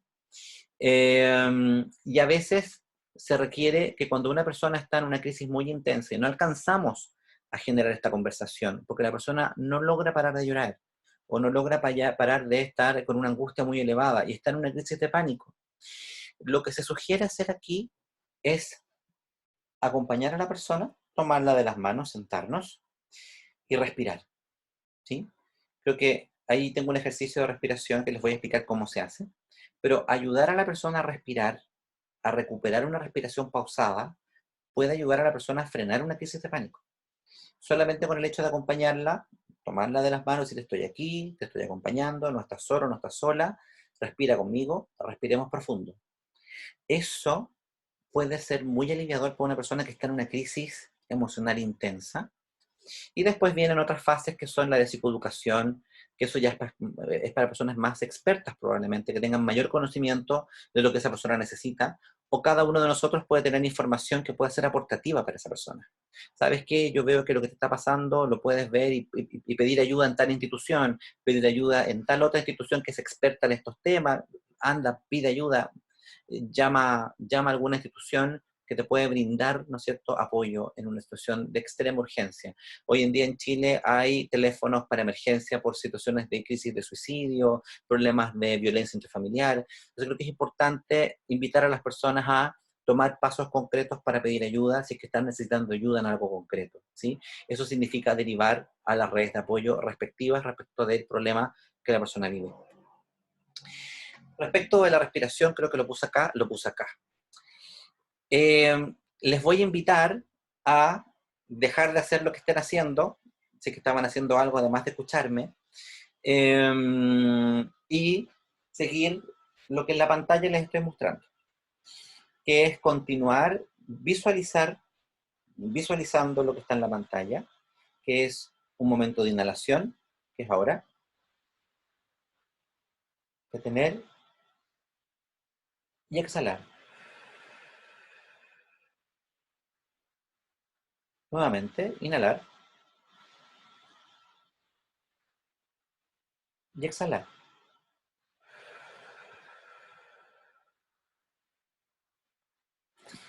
Increíblemente, este simple ejercicio, que tiene que ver con técnicas de yoga, técnicas de meditación, técnicas de relajación, hay muchos que utilizan la misma respiración, pero biológicamente y fisiológicamente hablando, está claro, digamos, que la respiración profunda permite bajar niveles de actividad, bajar niveles de excitación, bajar niveles de ansiedad y angustia, regular la emoción y poder pensar mejor.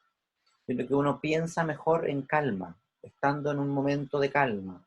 Creo que recuperar la respiración profunda en momentos de crisis puede permitir que la persona frene, ¿sí? Es así de simple, pero es así de eficiente. Por tanto, se recomienda hacer esto de manera regular.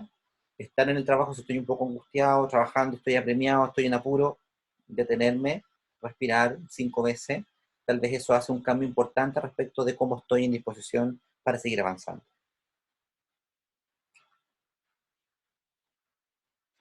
Y quisiera terminar hablando de el mindfulness, porque el mindfulness es una forma, es una disciplina, es una técnica, son formas que pueden ayudar a una mayor regulación de la desregulación emocional cuando estamos en una situación de angustia, de pena, de rabia. El mindfulness es una buena técnica para poder prevenirla.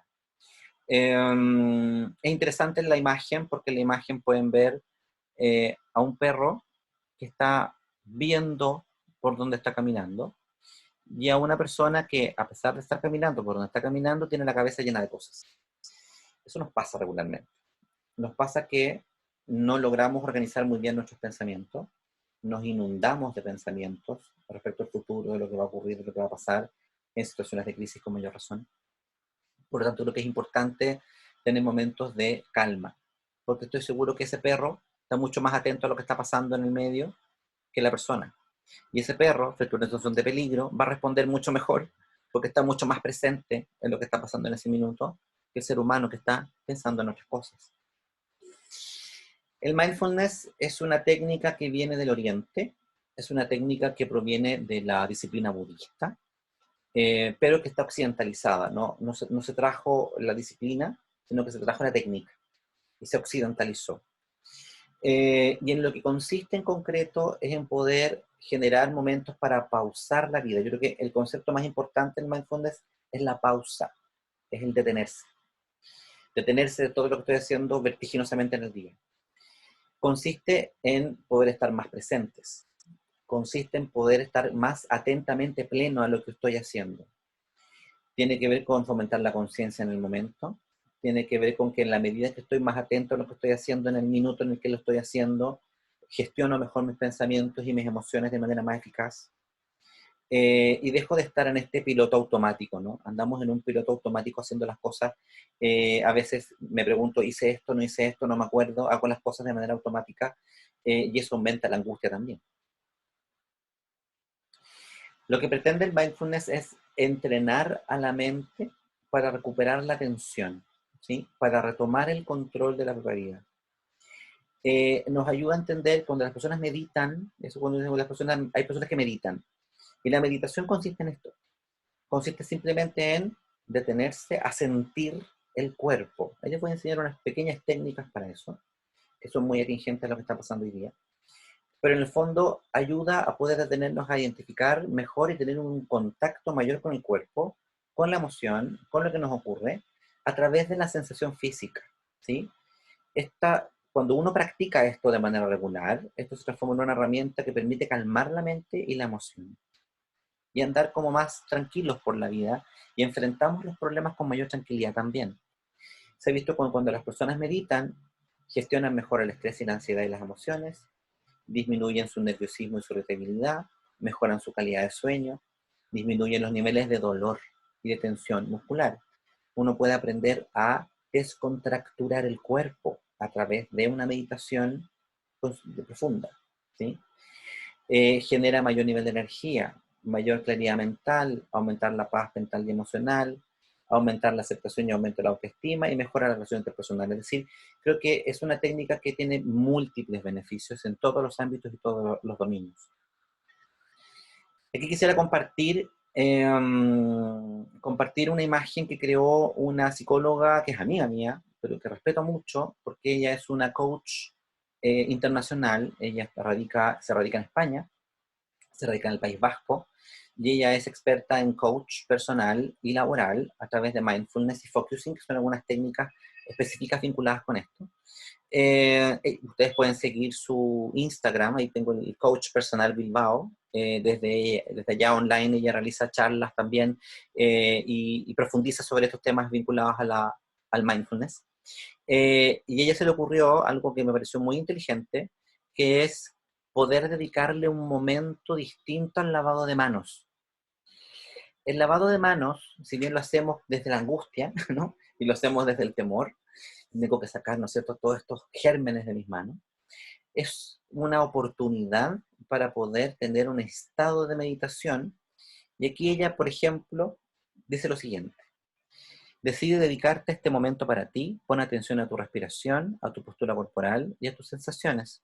Dedica un momento a elegir la temperatura, a elegir o a decidir o a ver, distinguir la temperatura del agua y a sentirla entre tus dedos y tus manos. Pon atención al aroma del jabón, a sentirlo entre tus manos. Lava cada zona de tus manos con esmero, cariño y amabilidad. Aclara con dedicación y cuidado. Seca tus manos con cuidado y amabilidad. Sé consciente de cómo se sienten tus manos limpias. Agradécete por haber dedicado este momento para ti. Creo que lo que ella trata de transmitir con esta imagen es que el lavado de manos es una oportunidad para poder meditar y estar en contacto con las sensaciones físicas. Una meditación es un momento para detenerse a sentir el cuerpo. Punto. Nada más. Es un momento de cerrar los ojos y sentir mis pies, sentir mis piernas, sentir mi respiración, sentir qué dice mi cabeza, sentir qué dicen mis manos y qué sienten mis manos. Eso es meditar. Meditar es no dejar de pensar, es observar los pensamientos, pero entrenarme en sentir el cuerpo. Y el lavado de manos puede ser una buena forma de empezar hoy día en algo que tenemos que hacer regularmente, pero que invito a hacerlo de una manera pausada, consciente, sintiendo el agua, disfrutando el lavado de manos. Creo que eso es una forma de acercarse a la lógica de lo que es la meditación. Y aquellos que quieran profundizar en eso, los invito a profundizar en eso, porque creo que es una excelente herramienta para la vida, ¿sí? Genera mucho bienestar a la larga. Está demostrado con imágenes neurocientíficas de cerebro que los cerebros se transforman, cambian su capacidad para responder a los problemas, se pausan, se enlentecen y se organizan mejor. El cerebro responde de mejor manera frente a situaciones complejas cuando hemos tenido instancias para reforzar y aprender a meditar. Y la misma está en versión para niños. Creo que es importante invitar a nuestros niños a estar más conscientes de lo que hacen. La cibernética, el teléfono, el contacto con los celulares nos ha hecho perder un poco la oportunidad para poder estar en contacto con lo corporal. Y creo que el contacto con lo corporal, el conocimiento corporal es muy preventivo por todo lo que hemos hablado. Por tanto, aquí hay una imagen para que los niños también puedan seguir y poder profundizar en esto del mindfulness, que también les ayuda a regular la desregulación por el aburrimiento, por la angustia, por la ansiedad.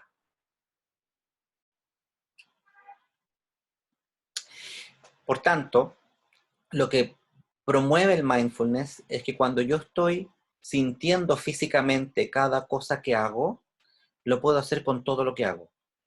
Lo puedo hacer haciendo ejercicio, lo puedo hacer mientras estoy con mis plantas. Probablemente muchas y muchos de ustedes ya meditan a través de alguna actividad artística, a través de tocar un instrumento musical, a través de la pintura. Creo que hay formas de estar atentos a lo físico de una manera distinta que nos permite estar más abiertos a la experiencia, a la sensación y calmar nuestros pensamientos en momentos tan vertiginosos como los que estamos viviendo. Esa sería mi presentación. Les quiero dar las gracias por su atención. La imagen final es porque creo que estas cosas se pueden entrenar, nuestro cerebro es entrenable y creo que podemos aprender a gestionar nuestra salud mental sin dejar de pensar que gran parte de nuestra salud mental también tiene que ver con mejorar nuestras condiciones sociales en Chile. Por lo tanto, si bien hay que trabajar en mejorar nuestras condiciones sociales, al mismo tiempo creo que individualmente podemos gestionar mejor nuestras propias habilidades para tener una mejor salud mental. Les doy las gracias. Voy a dejar la palabra a Camila, que probablemente ha estado muy atenta a sus preguntas en chat, de manera de poder responder algunas preguntas que ustedes tengan. Voy a dejar de compartir. y voy a dejar que Camila tome la palabra. Hola Carlos, ¿me Hola escuchas? Camila. Muy bien, gracias. Bueno, primero agradecer esta charla, que yo creo que a todos nos ha servido bastante. Muy clara la explicación, la información, y también quiero agradecer a todas las personas que han estado en contacto Sí. en este momento, Ando muy atentos rápido. a la charla. Voy a leer algunas preguntas que han ido apareciendo. Una de ellas dice, si pudieras dar más ejemplos de cómo las características biológicas son participantes de la conducta. Ya. Yo creo que, como lo que yo estaba explicando recién, es que a nivel biológico, yo partiría diciendo que la base de nuestra salud mental es la biología.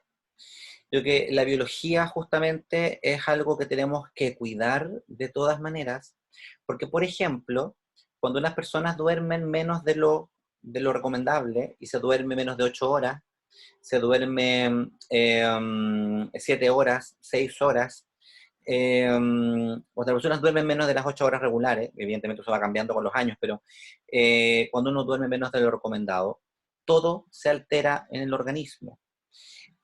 No solamente a nivel biológico, de hecho gran parte de las explicaciones del sobrepeso también tienen que ver con dormir menos de lo necesario, por cual el sobrepeso es un gran problema de salud en Chile y genera muchos problemas crónicos en el futuro. También altera nuestra capacidad para poder estar más atentos, genera mayor angustia, genera mayor ansiedad. Entonces, por lo tanto, la falta de sueño, el no comer saludablemente, por ejemplo, comer muchos alimentos que son urticantes, ¿ya? Cosas muy urticantes, me refiero el café, el ají, cosas que de alguna manera generan un estrés al cuerpo. Se ha visto que también aumenta los niveles de ansiedad y angustia, ¿sí? El hecho de consumir sustancias o alcohol, lo mismo, el alcohol inestabiliza, el alcohol es un depresor del sistema nervioso. Por lo tanto, lo que genera es que el sistema nervioso empieza a tener mayores dificultades para poder experimentar el placer a la larga. Entonces, cuando uno tensiona el cuerpo con un consumo de alcohol sostenido, abusivo, no estoy hablando de un consumo responsable, de un consumo de una copa de vino diaria, 2 unidades, las 2 unidades de bebida recomendadas a nivel internacional, está considerado que es saludable, ¿no es cierto? Y también es importante saber que el organismo es capaz de metabolizar hasta 1 o 2 unidades de alcohol cada 1 hora o cada 2 horas. Y evidentemente Chile consume mucho más que eso, entonces creo que es importante entender que el consumo de alcohol inestabiliza el organismo. Yo creo que esas 3 cosas son principales: alimentación, sueño y consumo de sustancia. Van a alterar el estado anímico y emocional si es que no lo regulo bien. Súper, muchas gracias. Bueno, aquí hay otra pregunta que dice, ¿cómo calmar el estrés por la presión que significa el teletrabajo? En el sentido que esta necesidad constante de demostrar que haces algo para que no parezca que no estás siendo productivo. Ya, Porque súper. para muchas personas resulta muy estresante tener que demostrar este factor. Súper. Yo creo que ese es un gran tema, creo que es un gran desafío, creo que es una situación interesantísima para los psicólogos laborales y los psicólogos organizacionales hoy día. Creo que efectivamente, primero que todo, yo de alguna manera repetir lo que ya decía de alguna manera, porque creo que es importante primero que uno mismo se reconozca la dificultad en la que está, y sea capaz de entender que no voy a poder hacerlo perfecto como lo hacía antes, pero al mismo tiempo entiendo que también la pregunta está muy bien formulada, porque la pregunta habla de cómo yo demuestro que estoy haciendo mi trabajo y que no se sienta que estoy ocupando el tiempo de mala manera, que es un mal hábito de Chile, siempre pensar mal respecto al otro. No estoy pensando que está trabajando, sino que no, que está farreándosela y que está de alguna manera ocupando el tiempo para otras cosas. Yo creo que es importante en ese nivel. Hay varias cosas que se pueden hacer. Yo creo que es importante transparentar, tal vez a nivel laboral. Solo transparentar, no es justificarse, pero es transparentar las condiciones reales con las cuales uno está trabajando. Yo creo que cuando uno no clarifica que, ¿sabe qué? Yo voy a cumplir, mando mail y todo, pero creo que en algún minuto es importante hablar con la jefatura, es importante hablar con, sé que me estoy metiendo en un ámbito complejo porque a lo mejor no hay muy buenas relaciones con cierta jefatura, lo entiendo, pero creo que es importante tratar de transmitir de cuáles son las condiciones que uno tiene, ¿sí? Yo pienso que las jefaturas debiesen hacerse cargo de primero velar por cuáles son las condiciones que tienen los trabajadores y entender que esas condiciones van a afectar la calidad del trabajo.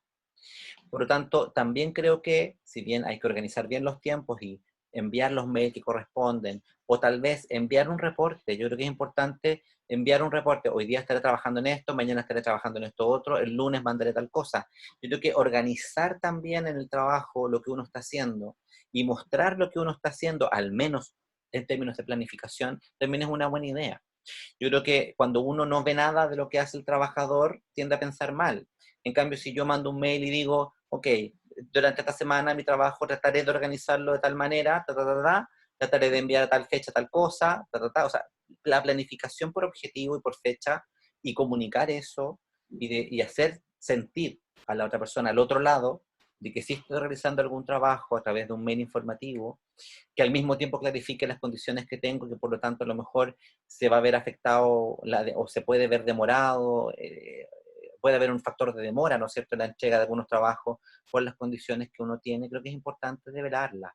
Yo creo que una de las cosas que también lo conecto con lo que hablé respecto de la igualdad de género, yo creo que hay cosas que han estado tan desconocidas en términos de género, que hoy día están más conocidas, y que creo que hay que seguir velando por eso y tratar de que las mujeres hoy día digan, necesito que usted sepa que hoy día yo estoy sola en mi casa con mi hijo haciendo de profesora de labor del hogar y al mismo tiempo que el trabajo. Y creo que si uno no lo menciona, hay personas que no lo van a ver. Creo que es importante mencionarlo, creo que es importante transparentarlo. No es necesario justificarse con eso, pero sí hacer una clarificación de la realidad que significa trabajar en estas condiciones. Súper, muchas gracias.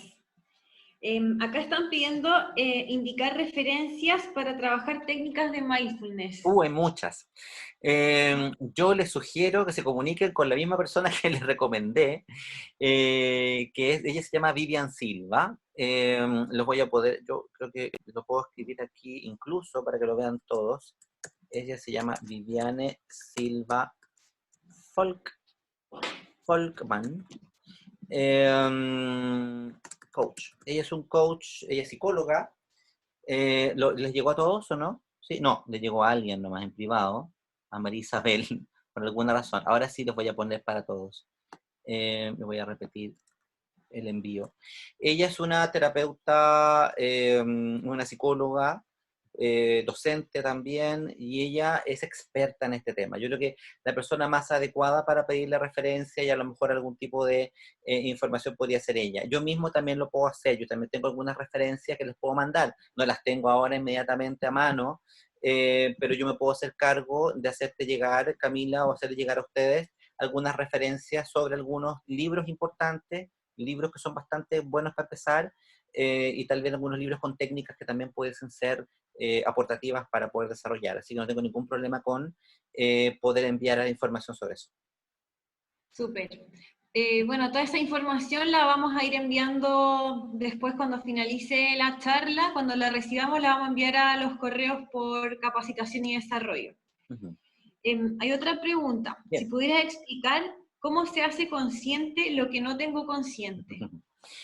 Yo creo que ahí es muy difícil ese ámbito planteado así. Yo creo que la única manera de hacer consciente lo que no está consciente es darme cuenta que hice consciente algo que no lo estaba.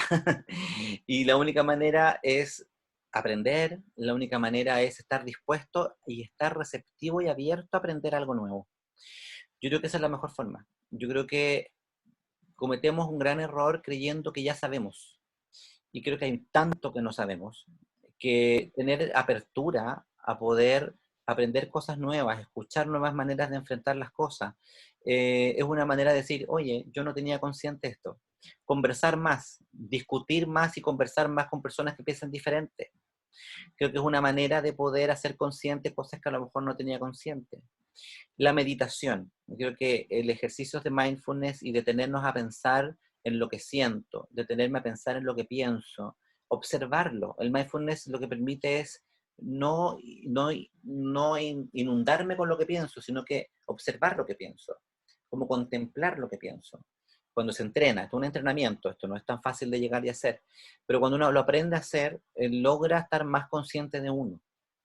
Yo creo que es importante trabajar en uno. Tenemos pocos espacios para poder trabajar una profundización en la propia persona, porque estamos siempre en el hacer. Estamos siempre haciendo cosas, estamos en el trabajo, en la casa, en la pareja, en la familia, en la economía.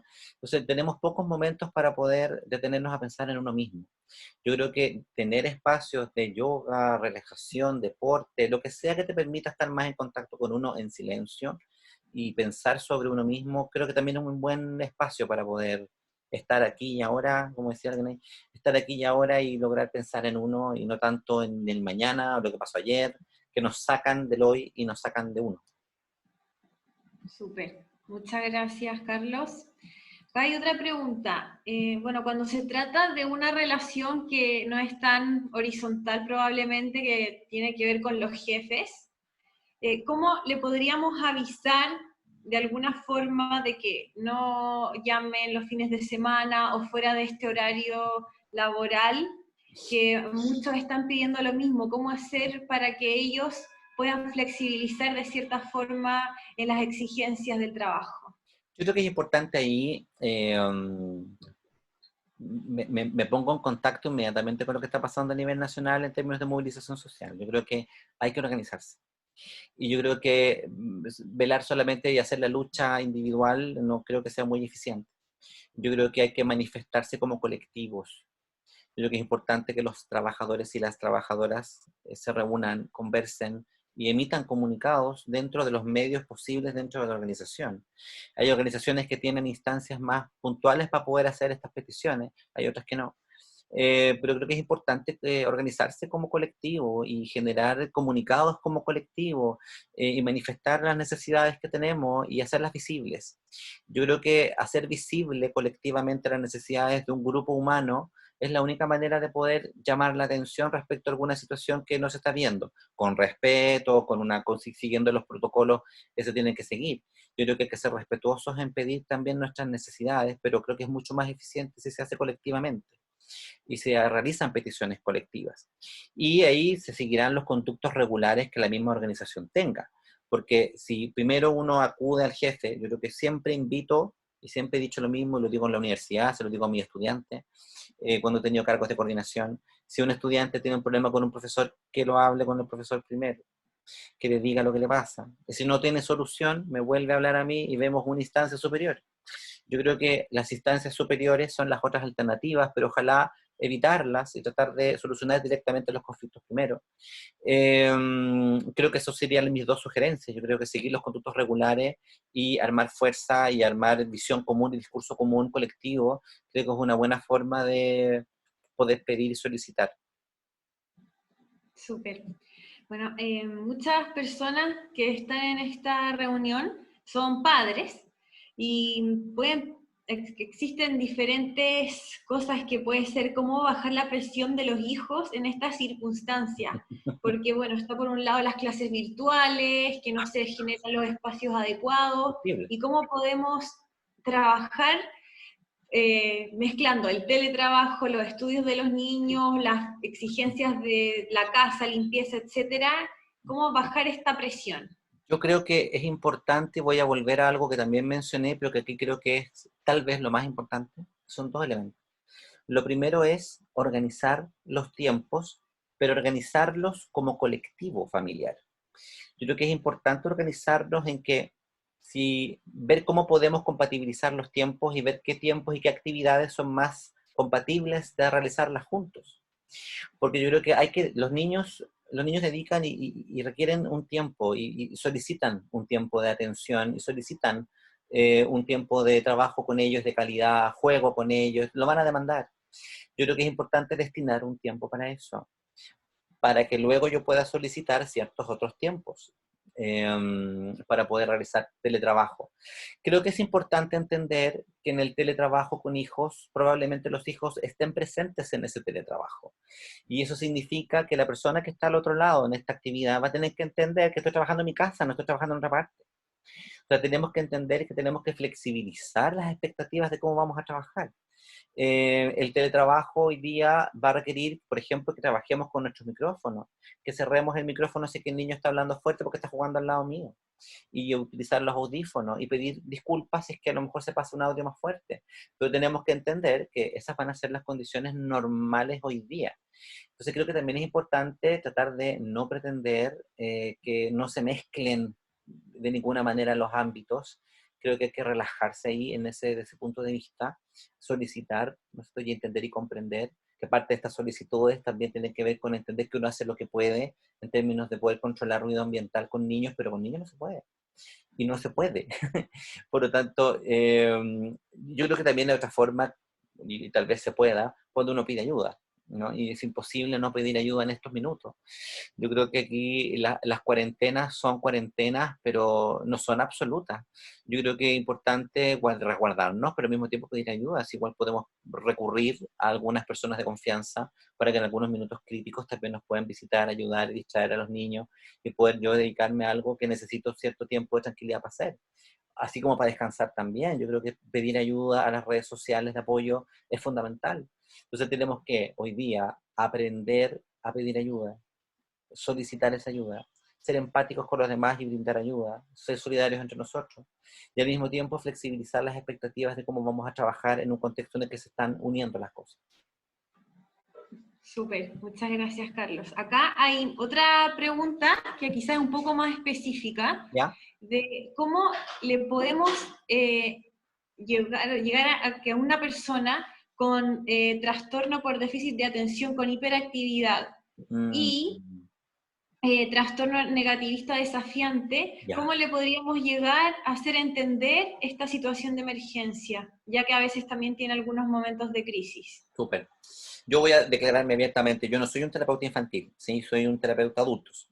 Ya, por tanto, expertise en lo infanto juvenil no tengo. Sin embargo, no es algo con lo que trabaje cotidianamente. Sin embargo, claramente, cuando hablamos de un trastorno por déficit atencional, sin duda alguna, que es más desafiante, ¿ya? Es mucho más desafiante lograr bajar los niveles de actividad, si es que hay hiperactividad de por medio, porque no siempre la hay, pero cuando hay hiperactividad, lograr que los niveles de actividad disminuyan y al mismo tiempo lograr que se focalicen en la atención y que no se aburran, porque son muy demandantes, requieren ayuda, requieren demanda. Yo creo que la misma pregunta me preocupó, porque hacerles entender no es una posibilidad. Yo creo que con los niños es muy difícil que los niños logren entender lo que uno les pide, porque no funcionan como un cerebro adulto. El cerebro adulto tiene la capacidad para poder regularse desde lo que uno solicita y pide, pero los niños no necesariamente. Por lo tanto, los niños requieren de ciertas rutinas, estructuras, dinámicas de juego, mantenerlos focalizados en algo que les permita mantener la atención en algo que los motive. Yo sé que dedican, cuando tenemos que hacer tareas o tenemos que hacer alguna actividad para el colegio o para la institución educativa, requieren de nuestra atención y de nuestra compañía absoluta en ese minuto. Y no me cabe duda, digamos, que es muy difícil combinar hacer un teletrabajo con un niño y hacer las tareas al mismo tiempo. Yo creo que no es viable porque los niños con déficit atencional requieren mayor atención en aquellas cosas que están desarrollando. Creo que al mismo tiempo es importante cuestionarnos respecto de cómo estamos tratando este déficit atencional. Yo no digo que todos los casos requieran fármaco ni farmacoterapia, pero sé que en algunas situaciones puede ser muy necesario. Entonces, hay personas que sí o sí y recurren al fármaco como una forma de regular el déficit atencional. Hay teorías para pro y en contra de esto. Hay muchos autores que hablan del beneficio de la farmacología en niños sobre el déficit atencional, pero también hay toda una corriente que piensa lo contrario. Pero yo soy responsable en términos de pensar que hay ciertas condiciones que lo requieren. Y creo que es un beneficio para el niño también el poder tener mayor regulación de sí mismo cuando cierto contexto lo requiere. Entonces, yo creo que hay cosas que sopesar, creo que hay cosas que barajar y evaluar cuáles son los tratamientos que este niño está siguiendo y al mismo tiempo cómo yo logro organizar los tiempos de manera de que el niño se distraiga, haga ejercicio, se ejercite, de alguna manera agote su energía y se focalice en lo que le interesa y pedir ayuda en aquellos momentos en los cuales yo necesito focalizarme en otra cosa. Un trastorno desafiante es más complejo, porque aquí tenemos un problema del vínculo, aquí hay un problema de la relación afectiva, lo cual evidentemente que requiere acompañamiento. Yo, en un caso así, en un caso con un trastorno desafiante, creo que el acompañamiento terapéutico, el acompañamiento de una psicoterapeuta o un psicoterapeuta experto infanto-juvenil que acompaña a esa persona en estos momentos, creo que es fundamental.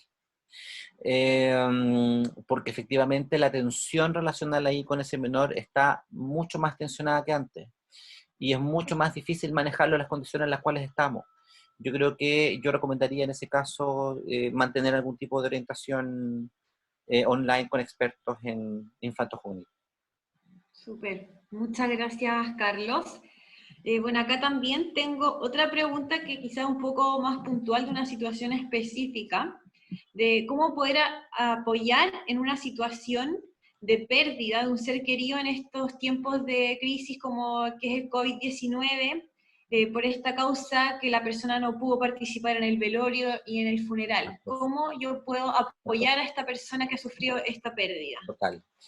Primero que todo, pues agradezco la pregunta, que es una pregunta súper sensible, que es una pregunta muy delicada y una pregunta a la cual vamos a tener que estar atentos, y porque es una pregunta que es muy real y se viene muy cercana. Ya estamos teniendo, hoy día mismo anunciaron 12 fallecidos en Chile, lo cual está aumentando de manera importante. Entonces creo que tenemos que prepararnos frente a esa pregunta, así que agradezco la pregunta.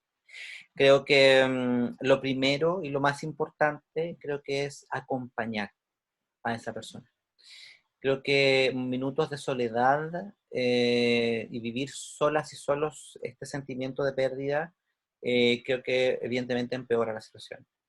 Yo creo que simplemente brindar compañía, simplemente brindar oído, simplemente brindar escucha. Cuando la persona quiera hablar de la persona lo va a hacer, y tener a alguien que lo escuche es fundamental. Creo que hay que entender que esto es un proceso que no va a cambiar y la persona tiene todo el derecho a estar triste por esta pérdida el tiempo que necesite estar triste. Creo que es importante también, una vez pasada la crisis inmediata de la pena, la tristeza y la compañía, es muy positivo, fíjate, y las corrientes más posmodernas en psicología así lo refieren, eh, es, hay una gran crítica frente a la visión tradicional del duelo en pretender que uno va a aceptar la pérdida. Yo creo que uno nunca acepta la pérdida. Yo creo que uno aprende a vivir con la pérdida. Y creo que aprender a vivir con la pérdida implica establecer una relación distinta con la persona que falleció. Yo creo que uno debe tratar de mantener viva la imagen de esa persona de alguna manera. Creo que es importante rendir honores a esa persona de alguna manera. Creo que tomar conciencia de las cosas que uno aprendió gracias a haber tenido la oportunidad de vivir con esa persona, y onirificar esa persona mentalmente, ¿no? Simbólicamente, y agradecer lo que uno aprendió en la vida gracias a haber compartido con esa persona, creo que es una manera de tenerla más presente. Yo creo que cuando uno no supera un duelo, no supera un duelo porque no logra vivir con la ausencia. Yo creo que lo que hay que hacer es fortalecer la presencia de esa persona de alguna manera. Esto es contradictorio en las visiones tradicionales en psicología sobre la idea de los duelos, ¿no? Sobre acepta la distancia, acepta la pérdida. No hay forma de aceptar la pérdida. Hoy día las visiones más posmodernas lo refieren así, y yo me adhiero a esas visiones constructivistas y posmodernas en psicología. Porque lo que fomentan es, hay un concepto de un terapeuta australiano que se llama White, Michael White, que habla de la reintegración. Me gusta mucho la reintegración como idea, porque habla de esto que estoy hablando, ¿no? Cómo yo logro rendir honores y entender que esa persona sigue viva en mí de alguna forma. Y rendirle honores a eso creo que es una manera de sentir a las personas más cerca. Eso es después, ¿no? Al principio es acompañar en el dolor, escuchar, brindar compañía y escucha, y posteriormente ir viendo cómo este personaje del cual estamos hablando, que ya no está, qué cosas quedan y qué cosas nos quedan. Creo que eso es útil. Yo voy a contar una pequeña experiencia personal. Mi abuelo falleció a los 98 años, después de casi 20 años de viudez de su única mujer en la vida, más de 50 años de matrimonio. Ella fallece y él vive 20 años más. ¿Cómo logra vivir 20 años más? Lo logra hablándole a ella todas las noches, cosa que hizo en privado, pero yo me di cuenta que él hacía. Mi abuelo, un ateo, mi abuela católica, apostólica romana, y él todas las noches, siendo ateo, se sentaba en el altar de mi abuela a hablarle y le contaba de su día. Algunos dirán que eso es una locura, pero si esa locura te mantiene cuerdo y vivo 20 años, no es ninguna locura. Yo creo que mantener viva la imagen de la persona de alguna manera nos permite sentirla más cerca y eso alivia el dolor. Súper, Carlos. Muchas gracias por esta experiencia y esta vivencia más personal. Mira, quiero preguntar, quizás se me habrá pasado alguna pregunta, Seguro. que si la pueden enviar ahora al chat, porque en un momento enviaron muchas y quizás pudo haber pasado alguna. Al revés, yo estoy abierto a que si alguien quiere hacer alguna pregunta específica o quiere alguna orientación, no tengo problema con que me escriban a mi correo, yo lo dejé expuesto en la presentación, pero lo escribo ahora. No tengo problemas con poder responder a algunas dudas, algunas consultas, algo más específico si es que alguien tiene alguna duda, alguna pregunta. Súper. El correo es carlos.varas@ub.cl. Desde la Universidad del Paraíso, que es donde yo me desempeño como docente. Súper, así que si alguien, bueno, como mencionó Carlos recién, si alguien tiene alguna duda o algo más específico, personal, que lo pueda enviar a ese correo. Solamente Bueno, voy a responder la última pregunta que leí, que me pareció ¿sí? interesante, sobre los estudiantes de primer año. Sí. Sí, hay quien pregunta sobre, y para los estudiantes de PUC de primer año que no han tenido la oportunidad de conocer a sus compañeros. De todas maneras, yo creo que hoy día estamos en un desafío gigantesco respecto a lo que significa la educación superior. Nuevos compañeros, nueva vinculación. Yo creo que evidentemente ahí va a depender de la creatividad de nosotros los docentes, de poder generar esos espacios y poder generar mayor cercanía. Yo creo que igual tenemos que entender de alguna manera que los estudiantes hoy día viven en un nivel online mucho mayor que nosotros y les resulta mucho más simple establecer vinculaciones a través de estos medios.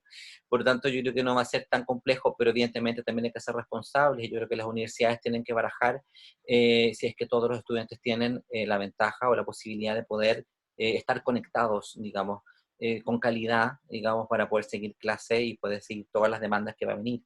Yo creo que también es entendible que estamos tratando de vivir y mantener una normalidad en la no normalidad, y eso tiene sus bemoles y algunos critican esa medida, pero otros de alguna manera también entienden que tienen que seguir avanzando y sosteniendo muchas cosas para que la economía tampoco se nos afecte y se nos derrumbe entera. Entonces yo creo que hay que entender que las condiciones no son las ideales, pero en el fondo yo invito a flexibilizarnos en un contexto de crisis mundial que no habíamos vivido, como les comenté, y creo que tenemos que adaptarnos todos a este cambio sin pretender que sea como perfecto ni como antes, pero sin descuidar también todos los problemas que esto puede ocasionar y las inequidades que esto puede generar en los estudiantes. Creo que si la universidad se preocupa de eso, podríamos avanzar mejor en esto y evitar lo que está pasando en otras partes, que en otras partes los estudiantes están yendo a paro y no están entrando en estas condiciones de clases online. Santiago está ocurriendo, entonces creo que es importante cuidar y velar porque los estudiantes puedan tener las condiciones para poder seguir estas condiciones. Eso.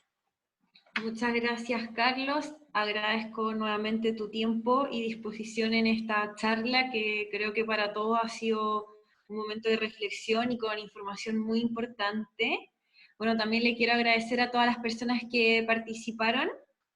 Y bueno, yo creo que allá vamos a dar por finalizada esta charla, concluir, y reitero lo del correo de Carlos, que va a aparecer en el chat. Yo solamente me quiero despedir también, agradecer a cada una y cada uno de los asistentes, agradecer a Muriel, agradecer a Marcelo, agradecer a ti esta invitación, que ha sido muy gratificante para mí y espero que se pueda repetir. Muchas gracias. Hasta luego a todos, que estén muy bien. Chao. Chao, chao.